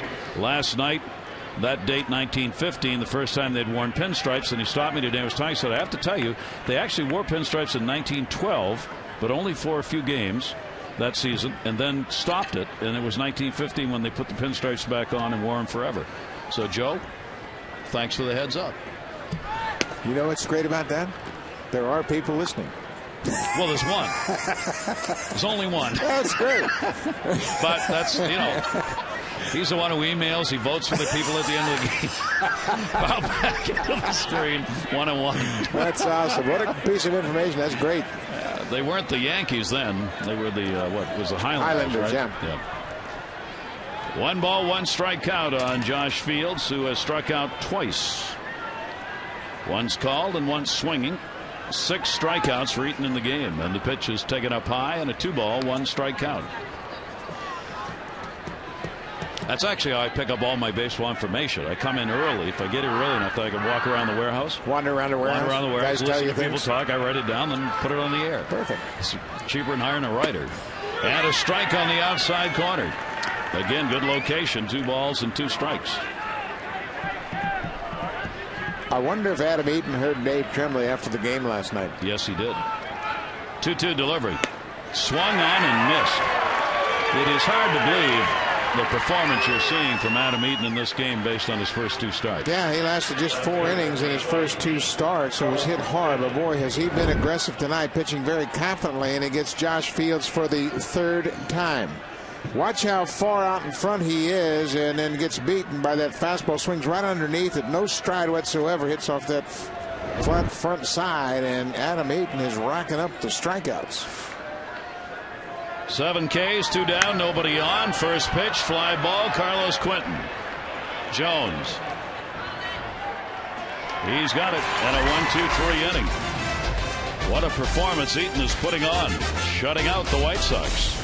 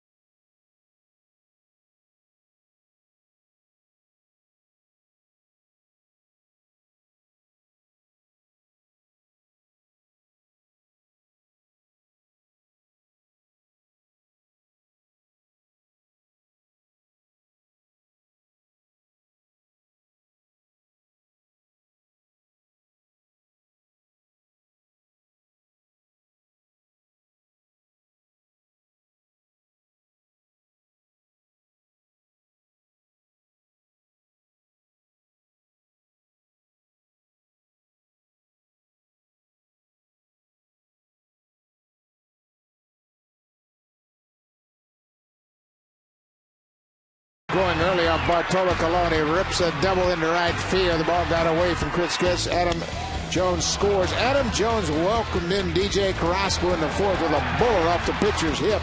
It was an error. He slides into second and then scores on this double by Nick Markakis, his 19th RBI of the season. Adam Eaton staked to an early 2-0 lead. He's taken full advantage of it as he has shut out the White Sox on just 3 hits over 6 innings. Tremendous performance for the starter for the O's. Carrasco remains on, and Jones will take it for a strike. 2 runs scored tonight. 1 off a single once when he reached on the error. Officially 1 for 3. Now batting .340. Dave Tremblay saying that Jones is 100%. That he came out of the ball game early last night, but Tremblay said just because of the score, and he wasn't going to get another at bat probably, so he wanted to give him that inning or 2 rest at the end of the game. 4th inning, coming around 3rd. A little bit of a stumble before he got to the bag. He's just kind of breaking it down and jogging in. Didn't appear as though he had any problems with his leg whatsoever. Rifles that one way upstairs, foul, and a 2-strike count on him. He made a great base running play when he scored the first run of the game back in the 1st inning. It was that Aubrey Huff double off the wall. He watched the cutoff and relay throw from left. When it got away from Chris Getz, he had stopped at 3rd and then advanced to score. That one towards the hole. Ramirez, a long throw and a good arm. Jones is retired. 1 down here in the 6th, and that will bring up Nick Markakis. Nick has an RBI double in the ball game, a 10-game hit streak now with that 2-bagger. 1 for 3 is flied out and popped out. Markakis at .393 as he steps in for this at bat. Yeah, you know you're hot when you go 1 for 3 and your average drops. Came into the game batting .397. And towards the middle, barehanded. Nice play by Ramirez. Well, Alexei Ramirez played second base last year. He's naturally a shortstop, and you can see why he's back at shortstop on this play. Watch where he grabs this ball. 15 feet on the first base side of second, barehanded in time to throw out Nick Markakis. What a fine play, and not only does he range far to his left, but he makes a fine barehanded grab and a strong throw. So 2 down. Double single. He is grounded out. 2 runs scored in the ball game.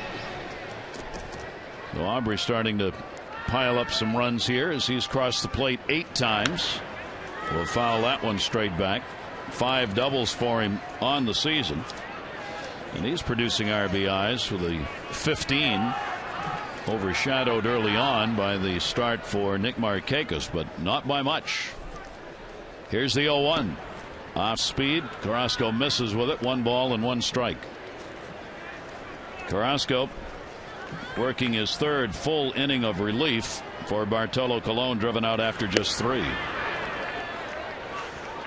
1 ball, 2 strike count.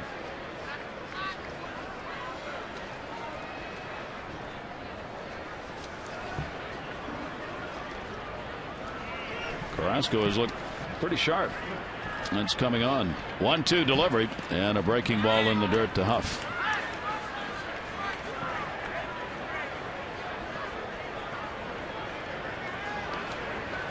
Albert Pujols, is he the best player in baseball right now? St. Louis Cardinals beat the Mets today by a score of 12-8. Pujols had 2 home runs. It's every day. Wow, it's every day. That'll be taken away. And it's not like they're catching, he's catching everybody off guard. No. We know who he is. You look at the back of the uniform and you go, I got a problem here. This guy is a good hitter, and everybody's pitching him carefully, and he's still doing these things. 3-2 delivery is grounded to first base. Konerko will pick that one up and make the tag and get the out in the 1-2-3 inning for Carrasco. We've completed 6 here at Camden Yards, and the Orioles have the 6-0 lead.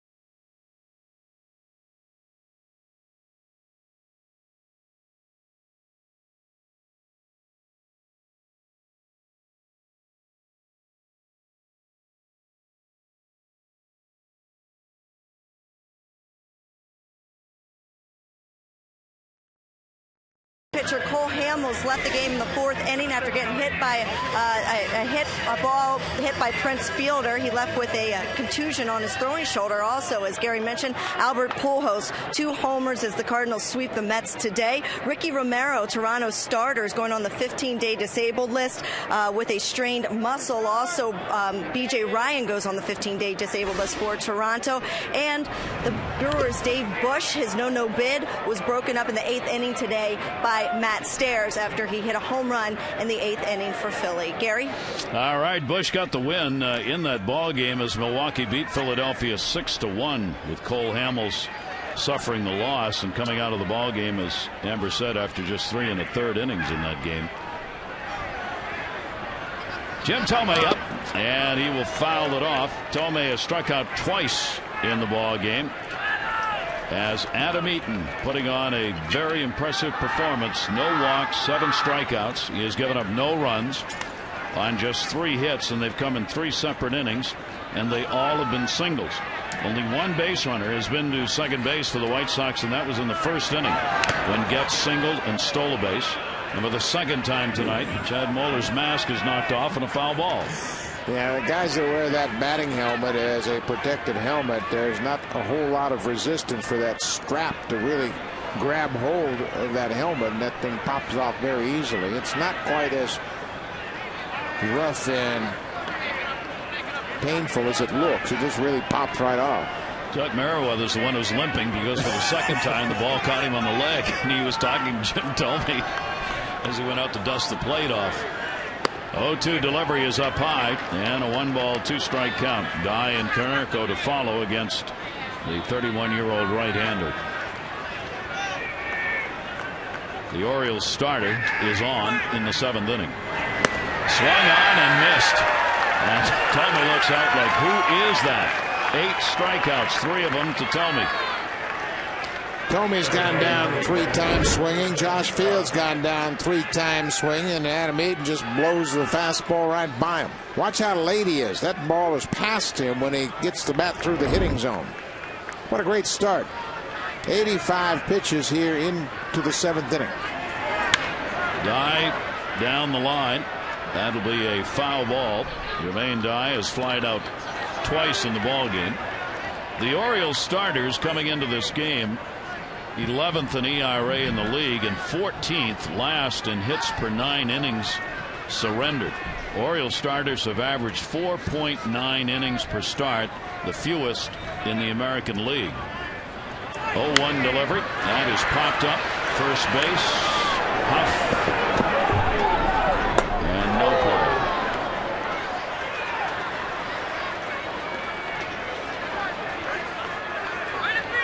Jeremy Guthrie, you know, giving some really strong advice to the catcher. You're okay. You're okay. Got plenty of room. Watch out for the railing. That was after the ball went into the stands. Yeah.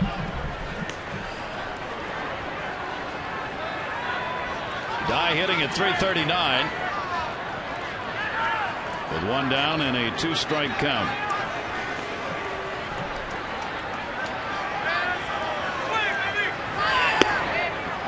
Slider will miss outside to him.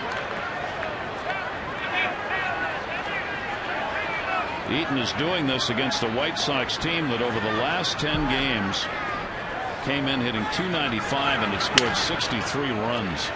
On the ground and into left field. So Dye will pick up a base hit with 1 away here in the 7th inning. On Tuesday, you can spend your lunch hour with the Orioles Reach program and O's reliever Chris Ray. It'll be at the ESPN Zone in the Inner Harbor from noon till 1.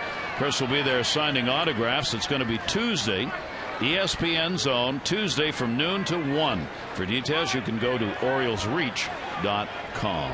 There's Chris on the right there, who has been pitching very effectively. Well, he sure has. He made a little adjustment in his delivery and got a little taller on the back leg, and that sinker is back with much more dramatic downward movement. Konerko off a breaking ball. Oriole bullpen getting a chance to watch a game. That's a good thing. That's a real good thing. Konerko to the 2 singles. 4 hits on the board, all singles for the White Sox. Dye is not going to be held by Aubrey Huff. And the pitch will be taken down low. Pierzynski waiting on deck. White Sox came in 8th in average, 8th in runs, 5th in home runs, and getting their wins with some pretty good pitching as they have the 6th best ERA. 1 ball, 1 strike count. Breaking ball outside. The Orioles offense has carried them to the 7 and 8 mark so far. 6th in average, 7th in runs. Orioles have done a good job drawing walks, the 3rd most, and not striking out, the 3rd best strikeout ratio. But they are 13th in ERA overall. Jones, though, Adam Eaton, rather, putting some positive spin on that number. 2-2. Yeah, he sure has, and this is a great outing for him and a real confidence booster, you can bet, when he sat on that bench last night and watched the White Sox pound out 12 hits and score 8 runs.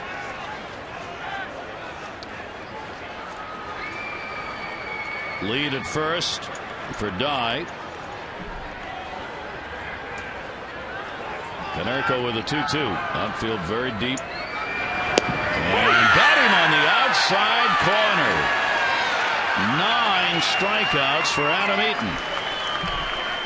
Well, he established the fact that he's going to throw strikes right off the bat in the first inning. He struck out the side in the first inning, and right here he gets the call right on the outside corner. And when you've been around the plate all night long, you're going to get the benefit of the doubt. And that's what he's done.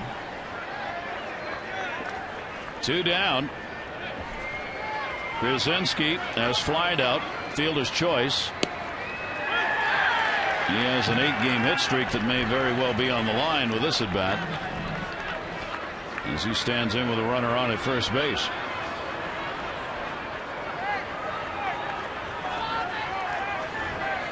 Here's the 0-1 doing. Left field. PA moving over. He's got it. And Eaton, what a job. 7th inning stretch time. It's brought to you by Jack Daniel's Tennessee Whiskey. Please drink.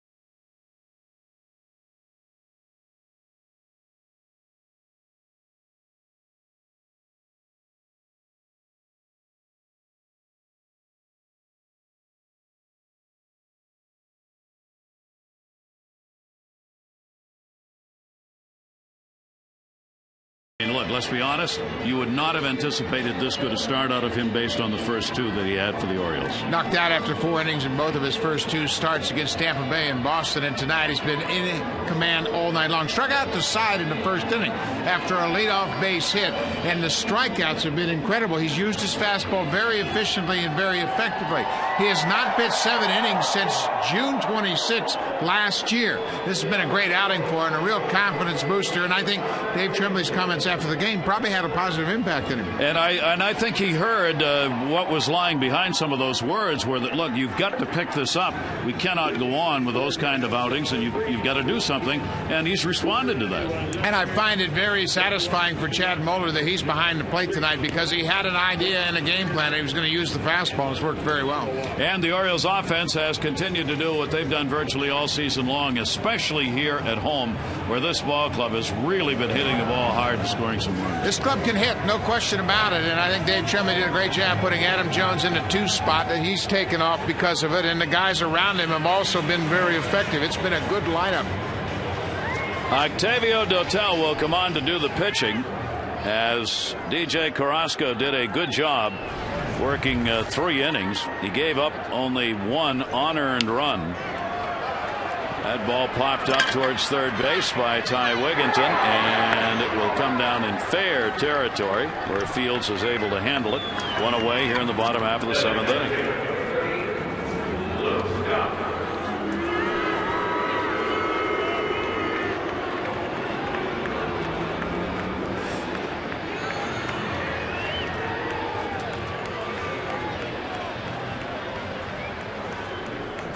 Luke Scott, 2 RBI double, intentional pass, is grounded out, extended his hit streak to 4 games. You see the designated hitters, the numbers they have put up. Luke Scott has taken that role over this season, and as a result, right now the Orioles' 3rd in the best DH average in the American League. Yeah, he hit 300 as a DH, getting good production in that spot. Toronto, Texas, first and second in the American League in their defense or designated hitter production. Scott has been the DH now in 13 of the 16 ball games. Last year, Aubrey Huff took the majority of at-bats in the DH role and hit 274. The DH position did, with 26 home runs. Now, of course, Aubrey's moved to first base, and Luke Scott, who will get playing time in left, taking most of the DH at-bats. Dotel out of the pen, trying to keep the score where it is, give the White Sox a chance, even though they've been shut out on 4 hits so far. Dotel last pitched in Tampa Bay on Saturday, just a third of an inning, so he needed to work. This is a very good bullpen they have in Chicago, and it's especially good when starters go 7 innings, as John Danks did last night. Gavin Floyd will do that. Mark Burley will do that. And it's a very hard throwing bullpen that can be extremely effective when their work is spaced out. Luke Scott with a 2-ball, 2-strike count. 11,723 the announced attendance here at Camden Yards tonight, seeing the Orioles jump out early with 2 runs in the first, adding 3 more in the third, and an unearned run in the 4th inning. 3-ball, 2-strike delivery, and outside. Good patience by Scott, and he is on with 1 down here in the bottom half of the 7th. Online voting for the 09 Major League Baseball All-Star Game is now live at Orioles.com.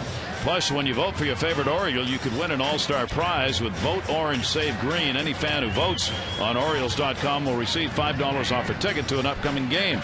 And the vote maximum 25 times. If you do that, you'll receive a free upper reserve seat to any non-prime game after the All-Star break. So vote early and often. Complete details, Orioles.com/voteorange. And obviously, get on there and vote for Nick Markakis, Brian Roberts, throw Adam Jones in the mix. You know the Yankee fans are going to do that for their players and get an early opportunity to give the homeboys a boost. Boy, the voting starts immediately. Don't waste any time. It's April. Game's in July. The 0-1 delivery, and it is taken down low. Scott on at first base with a walk. Chad Moeller 0 for 2 and a walk in the ballgame. Bartolo Colon driven out of the game. White Sox starter, 3 innings, 5 runs, 8 hits. Carrasco, 3 innings, 1 unearned run on 1 hit. 1-1 delivery, breaking ball, and a sweeping pitch that's in there. 1-2. Chad Moeller flexing his jaw after the 2 foul balls off the mask he's had tonight. That really bothers you, doesn't it? He's a catcher. He's tough. He can handle it. Just pop the mask off. No big deal. No big deal. No. 1-2 on the way, and that'll be outside. And a 2-ball, 2-strike count, said a former catcher. Yeah. I'm not like this because I never got hit with foul balls.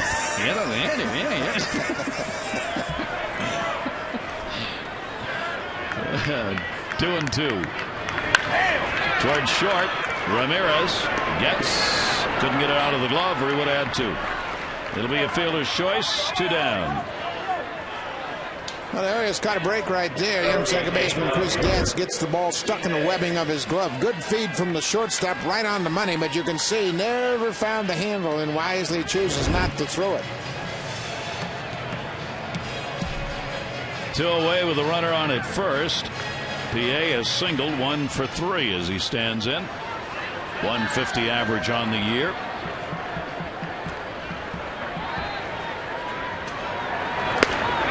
Swings through the heater, and again, after a first at bat where he took a couple of pitches, he has gone after the first pitch since. And this is what Dave Tremblay has talked about with Felix PA. He just has great side sessions, great extra BP, has a couple of good at bats, and then forgets it later in the game, and he swings at the first 2 pitches he sees here against Dotel.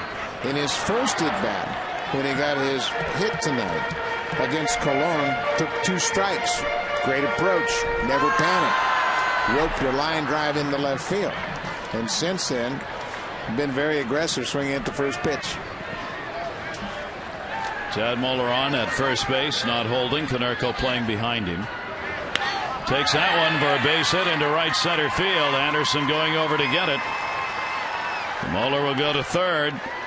Gay's got his second hit of the ball game. A 2-for-4 night for the left fielder. 2 on and 2 down. Two strike base hits for PA, and Dotel throws an off-speed pitch off the plate. PA keeps his hands back, gets to the ball, and kind of serves it into center field. Great extension with that bottom hand. Chad Moeller, who was kept alive because the White Sox couldn't turn a double play, gives PA a chance to hit with 2 outs. And gives his tourist an RBI chance. He already has 1 on a single, 1 for 2 and a sacrifice tonight. Orioles come in 3.5 behind Toronto in first place. Boston and New York both 9 and 6 starting the day. The Red Sox, the hottest team in baseball, have won 7 in a row. Chicago's in a 3-way tie starting the day with Detroit and Kansas City. Kansas City lost to Cleveland 5-2. Foul back. Detroit's got a game against the Angels. It'll start later tonight. You just have to believe Toronto is going to fall back to the division with all of the injuries that are mounting up. 2 more pitchers placed on a disabled list today. Ricky Romero and B.J. Ryan. Ground ball fouled off outside of first. They almost have a pitching staff on the DL now that somehow have put together an 11-5 record. Yeah, and Ricky Romero was throwing very well, had a better ERA than Roy Halladay. And Dave Tremblay can relate Ozzie Guillen as well to teams that are besieged by injuries. Did he go? Yes, he did. Runner will go down to second base. Throw will be made to first, though, in order to get the out, and that'll do it. So Asturias a strikeout victim of Dotel. No runs, 1 hit, 2 are left on base, 7 complete with the Orioles up 6-0.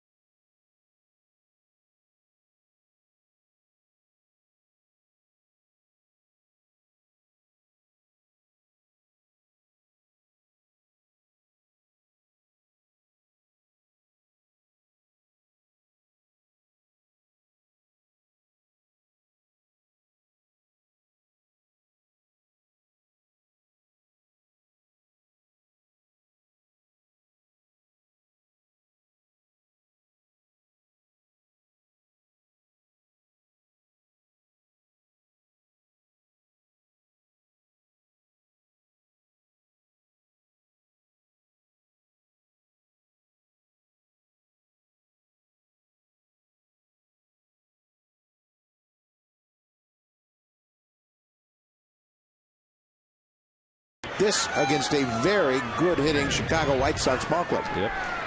Alexei Ramirez will lead it off, 8, 9, and 1 in the order. First ball hitting and fouled away. Ramirez has popped out and grounded out. For Adam Eaton, he has worked 9 innings only twice in the 8+ years that he has been in the majors. And the last time was back in 2000 that he worked 9 innings. Swung on and not much of a swing, 0-2. And he's only had 3 complete games in his career, and one of those an 8-inning complete game on the wrong side of a W. So this is some kind of an outing. 0-2 delivery on the way to third. That's going to be a base hit down the line. Ramirez will go into second. And there's the first extra base hit the White Sox have had tonight, a leadoff double here in the 8th. This copyrighted telecast presented by authority of the Orioles may not be reproduced or retransmitted in any form, and the accounts and descriptions of this game may not be disseminated without the express written consent of the Orioles. Gary Thorne, Buck Martinez, Amber Theo Harris here at Oriole Park at Camden Yards. And the Orioles with a chance to take this series if they can get the victory here tonight in the rubber match. Looking for their 4th series win in this series to start the year out, and that's the objective of each series of the entire Major League season. Boy, no question about that. If you win series, you're going to have a good year, and this win tonight, if they can hold on, will even their record at 8-8 for the season. 1-0 delivery on the way. Popped him up first base. Huff. Runner tags. Will stay. And Anderson's 0 for 3 in the ball game. 1 down. Chris Getz, top of the order, coming up.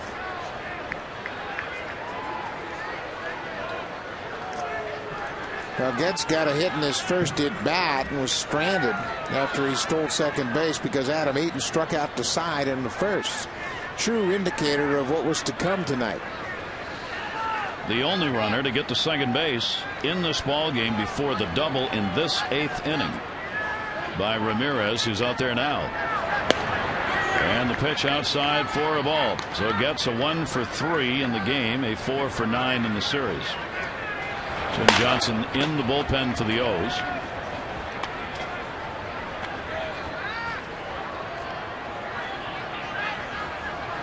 .1-0 delivered. That's going to be a base hit. Marquez is coming. Ramirez will be held.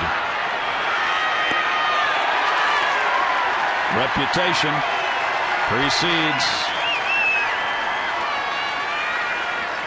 Gets a 2-hit ball game, but no RBI. Your chance to text in your vote for the AT&T Player of the Game. Eaton with a great start that he has had in this game. Ty Wigginton, who has delivered a couple of hits and an RBI. And Luke Scott, who's continued with a 4-game hit streak tonight and a 2 RBI double. Text in your vote, A, B, or C, 51862. And that's going to be it for Adam Eaton.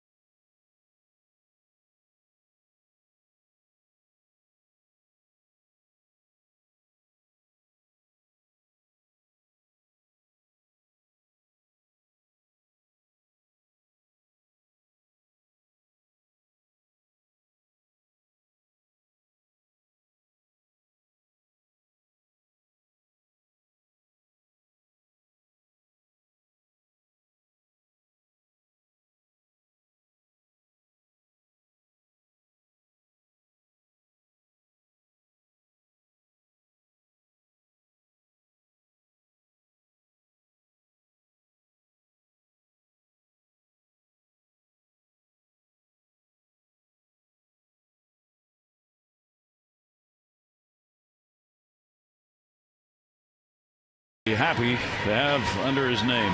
7 1/3, 6 hits, no walks, 9 strikeouts. The most strikeouts he's had in a start since October 2nd of 2005 against the Dodgers. Jim Johnson is out of the bullpen. Runners at first and third, 1 down. Josh Fields has struck out 3 times. Shatters the bat. Only play is going to be at first. The barrel went all the way into left field. They get the out without Ramirez scoring from third base. Down to second went Getz. But there are now 2 away. Now, you can't really blame Ty Wigginton. It's the only play he had with all the bat flying around the diamond. Take a look. Slow motion X-Mo give you a great idea why these bats break. Watch where contact is made. Right down on the handle, and that bat explodes. That was in the kitchen, checking the refrigerator, checked the oven, got everything. And that bat barrel went all the way to the outfield grass. And gets the out. Now 2 in scoring position. There are 2 down. Carlos Quentin. He is 0 for 3. Denied a single by Brian Roberts back in the 4th inning on a fine play at second base. American League leader in home runs. Johnson hits him.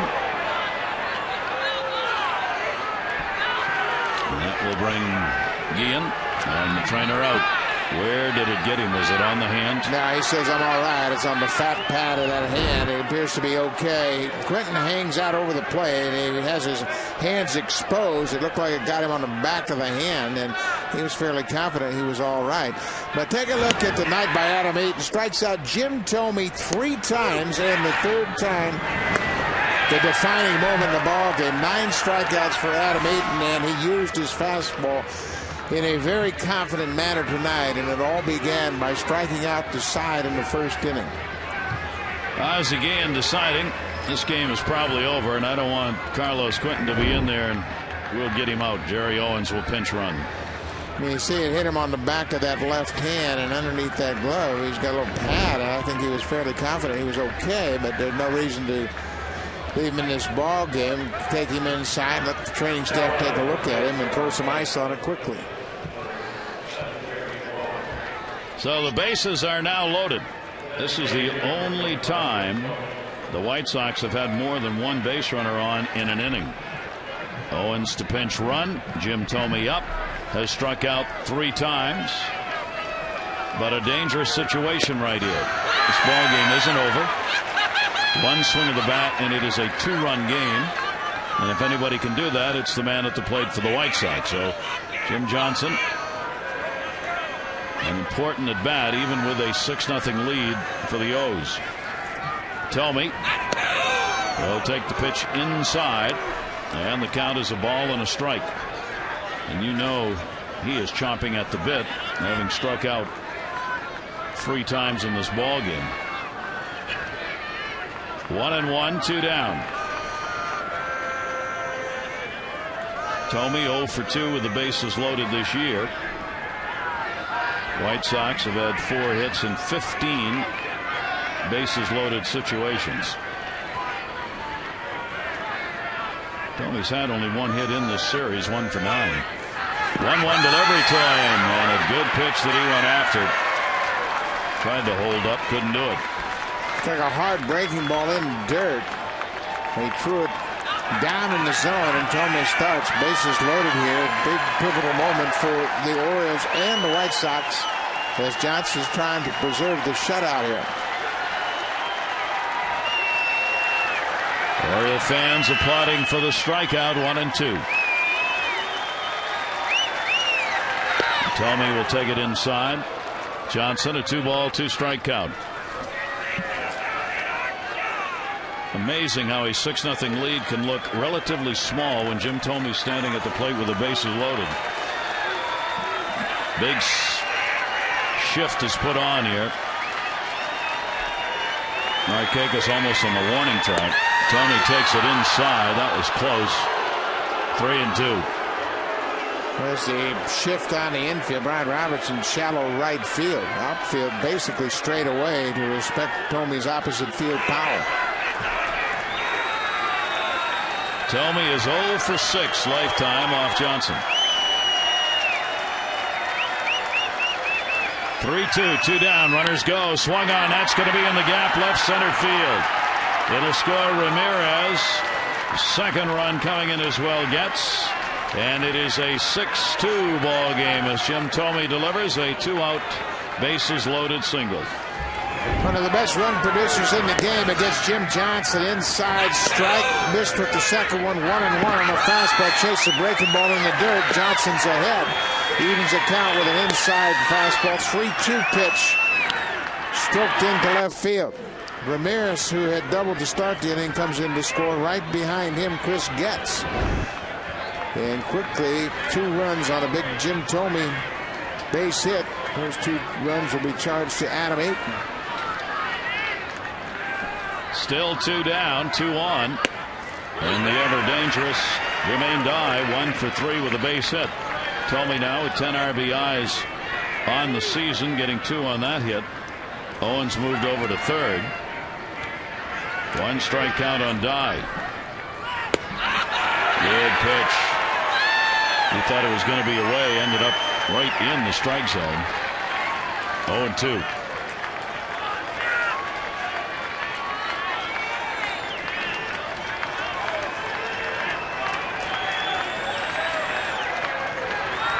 Johnson with the 0-2 delivery. Dye takes it outside. Moeller with a good stop to hold that runner.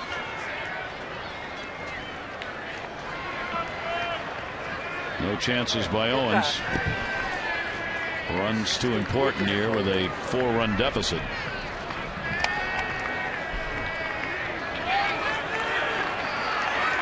Dye's had a couple of hits and 4 bats off Jim Johnson. 1-2 delivery to Dye. Swung on and missed. He got him. So a couple of runs in on 3 hits, but 2 are left on base. Adam Eaton with a chance to be the winner in this one. 6-2 O's.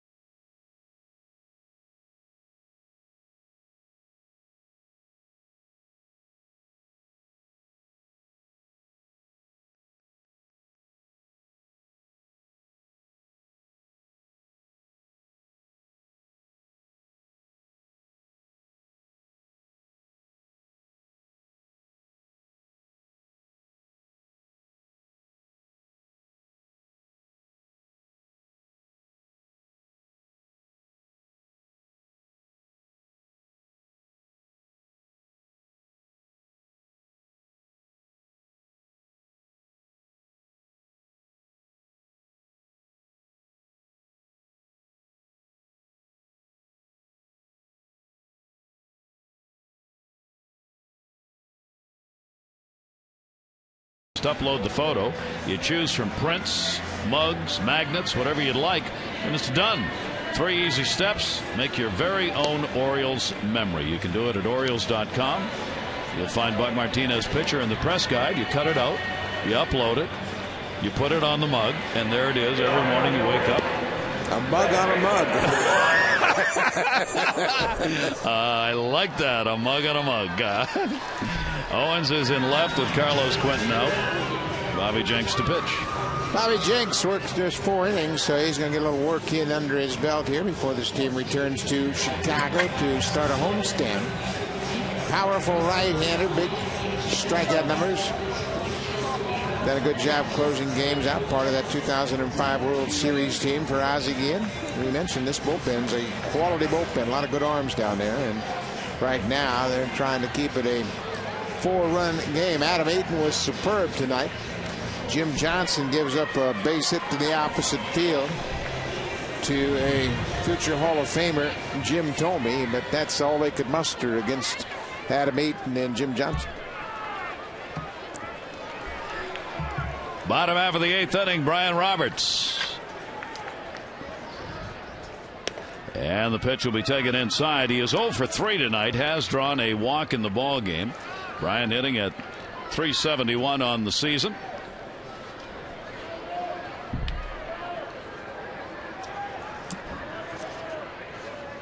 Jenks out of that set, and he will miss down low. Did Bobby Jenks vacation in Tibet during the offseason, by chance? I'm not going there. You're not going to get me with that one. He's got a great cut going on the chin there. 2-0 delivery down to first. Paul Konerko is there, and Roberts is retired. One away here in the bottom half of the 8th inning. Let's get an update. You're voting tonight, AT&T Player of the Game. You can text it in. Adam Eaton's on top. Wigginton and Scott your other choices, A, B, or C, to 51862. The results will be coming up on O's Extra on the post-game show. Jim and Rick will have it for you. Adam Eaton staying out to watch the conclusion here as he looks for his first win against 2 losses for the O's. Boy, that batter did a fine job tonight. Adam Eaton and Chad Moeller shutting down a potent offense. Up high, Adam Jones. He has scored twice, reaching on a single and an error. He's also grounded out, hit into a fielder's choice. Orioles got 1 run in the first inning that came on an error. Wigginton's an RBI, Markakis an RBI, Scott with 2, as Turris with 1. And Thome with the 2 RBIs for the White Sox. Adam hitting at .333, a couple of home runs and 12 RBIs. The White Sox have had 2 runs, 7 hits, while the Orioles have 6 on 10. 1 ball, 1 strike count.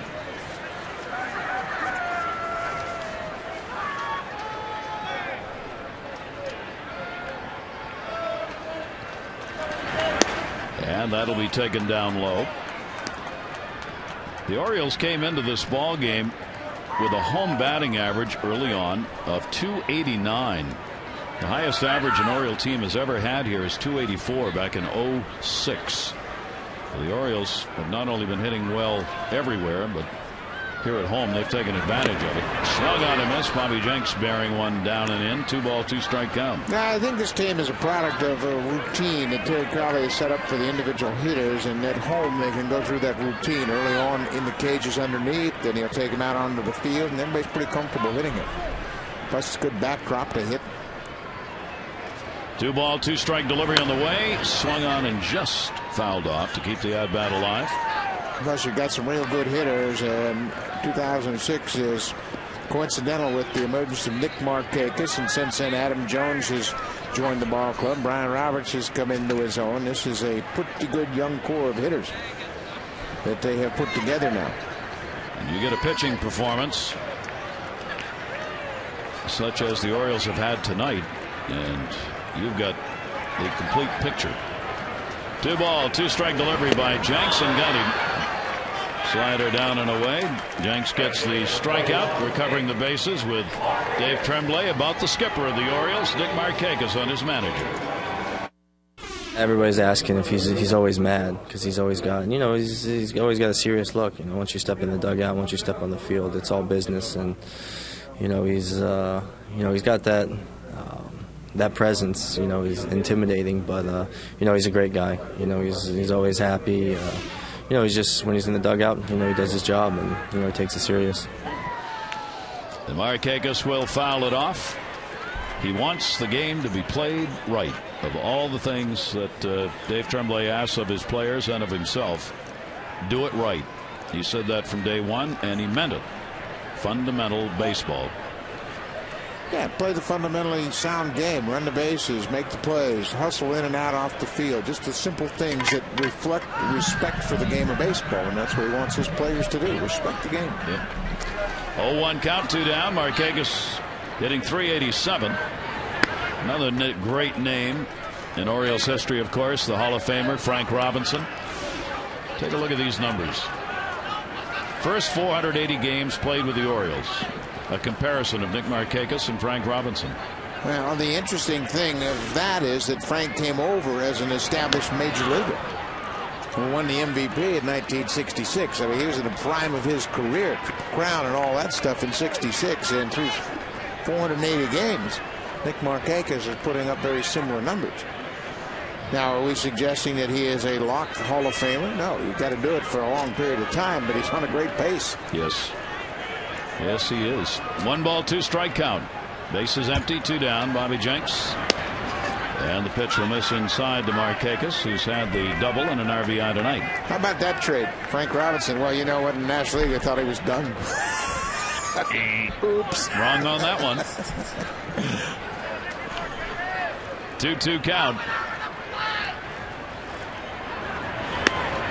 And that pitch will miss inside, and it goes full. And there's a big statue number 20 out there on the Garden of Retired Numbers that represents the fact that Frank Robinson wasn't done when he put on the Orioles uniform. The Hall of Famer. Manager. Here's the 3-2 delivery. Markakis fouls it off the other way. And the count will stay at 3-2.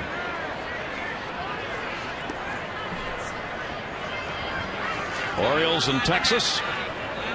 4-game series. Uehara, Vincente Padilla, scheduled starters. 7:05 first pitch tomorrow night. 3-2 delivery on the way, and he walked him, so Markakis sees him up.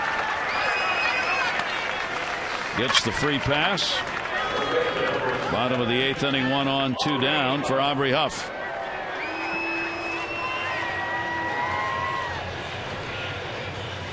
Double, single, 2 for 4, 2 runs scored. George Sherrill in the bullpen has loosened up. Will continue to do so as he watches the game.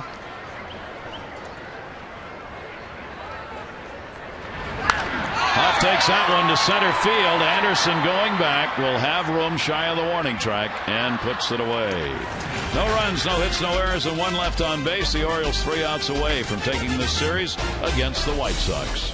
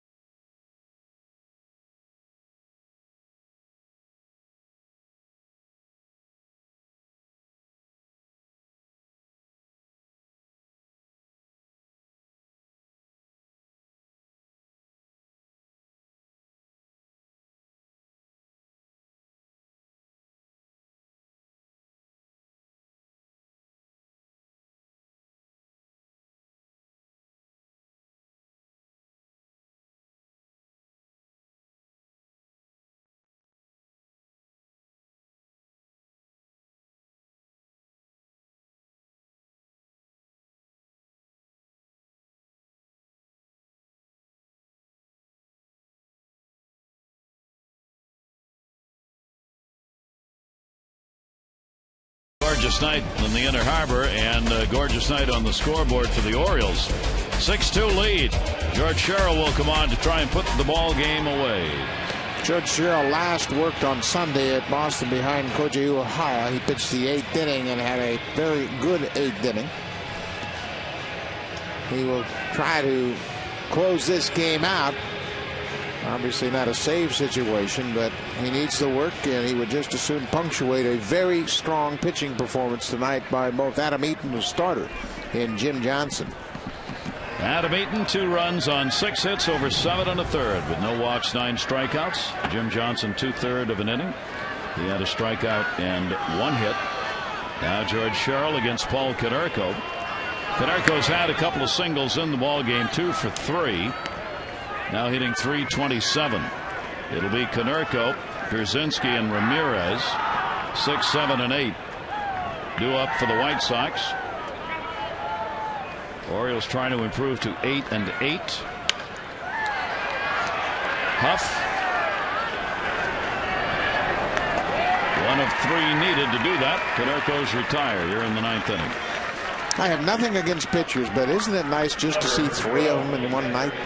Instead of 5 or 6? Yeah, it's yes. much better number.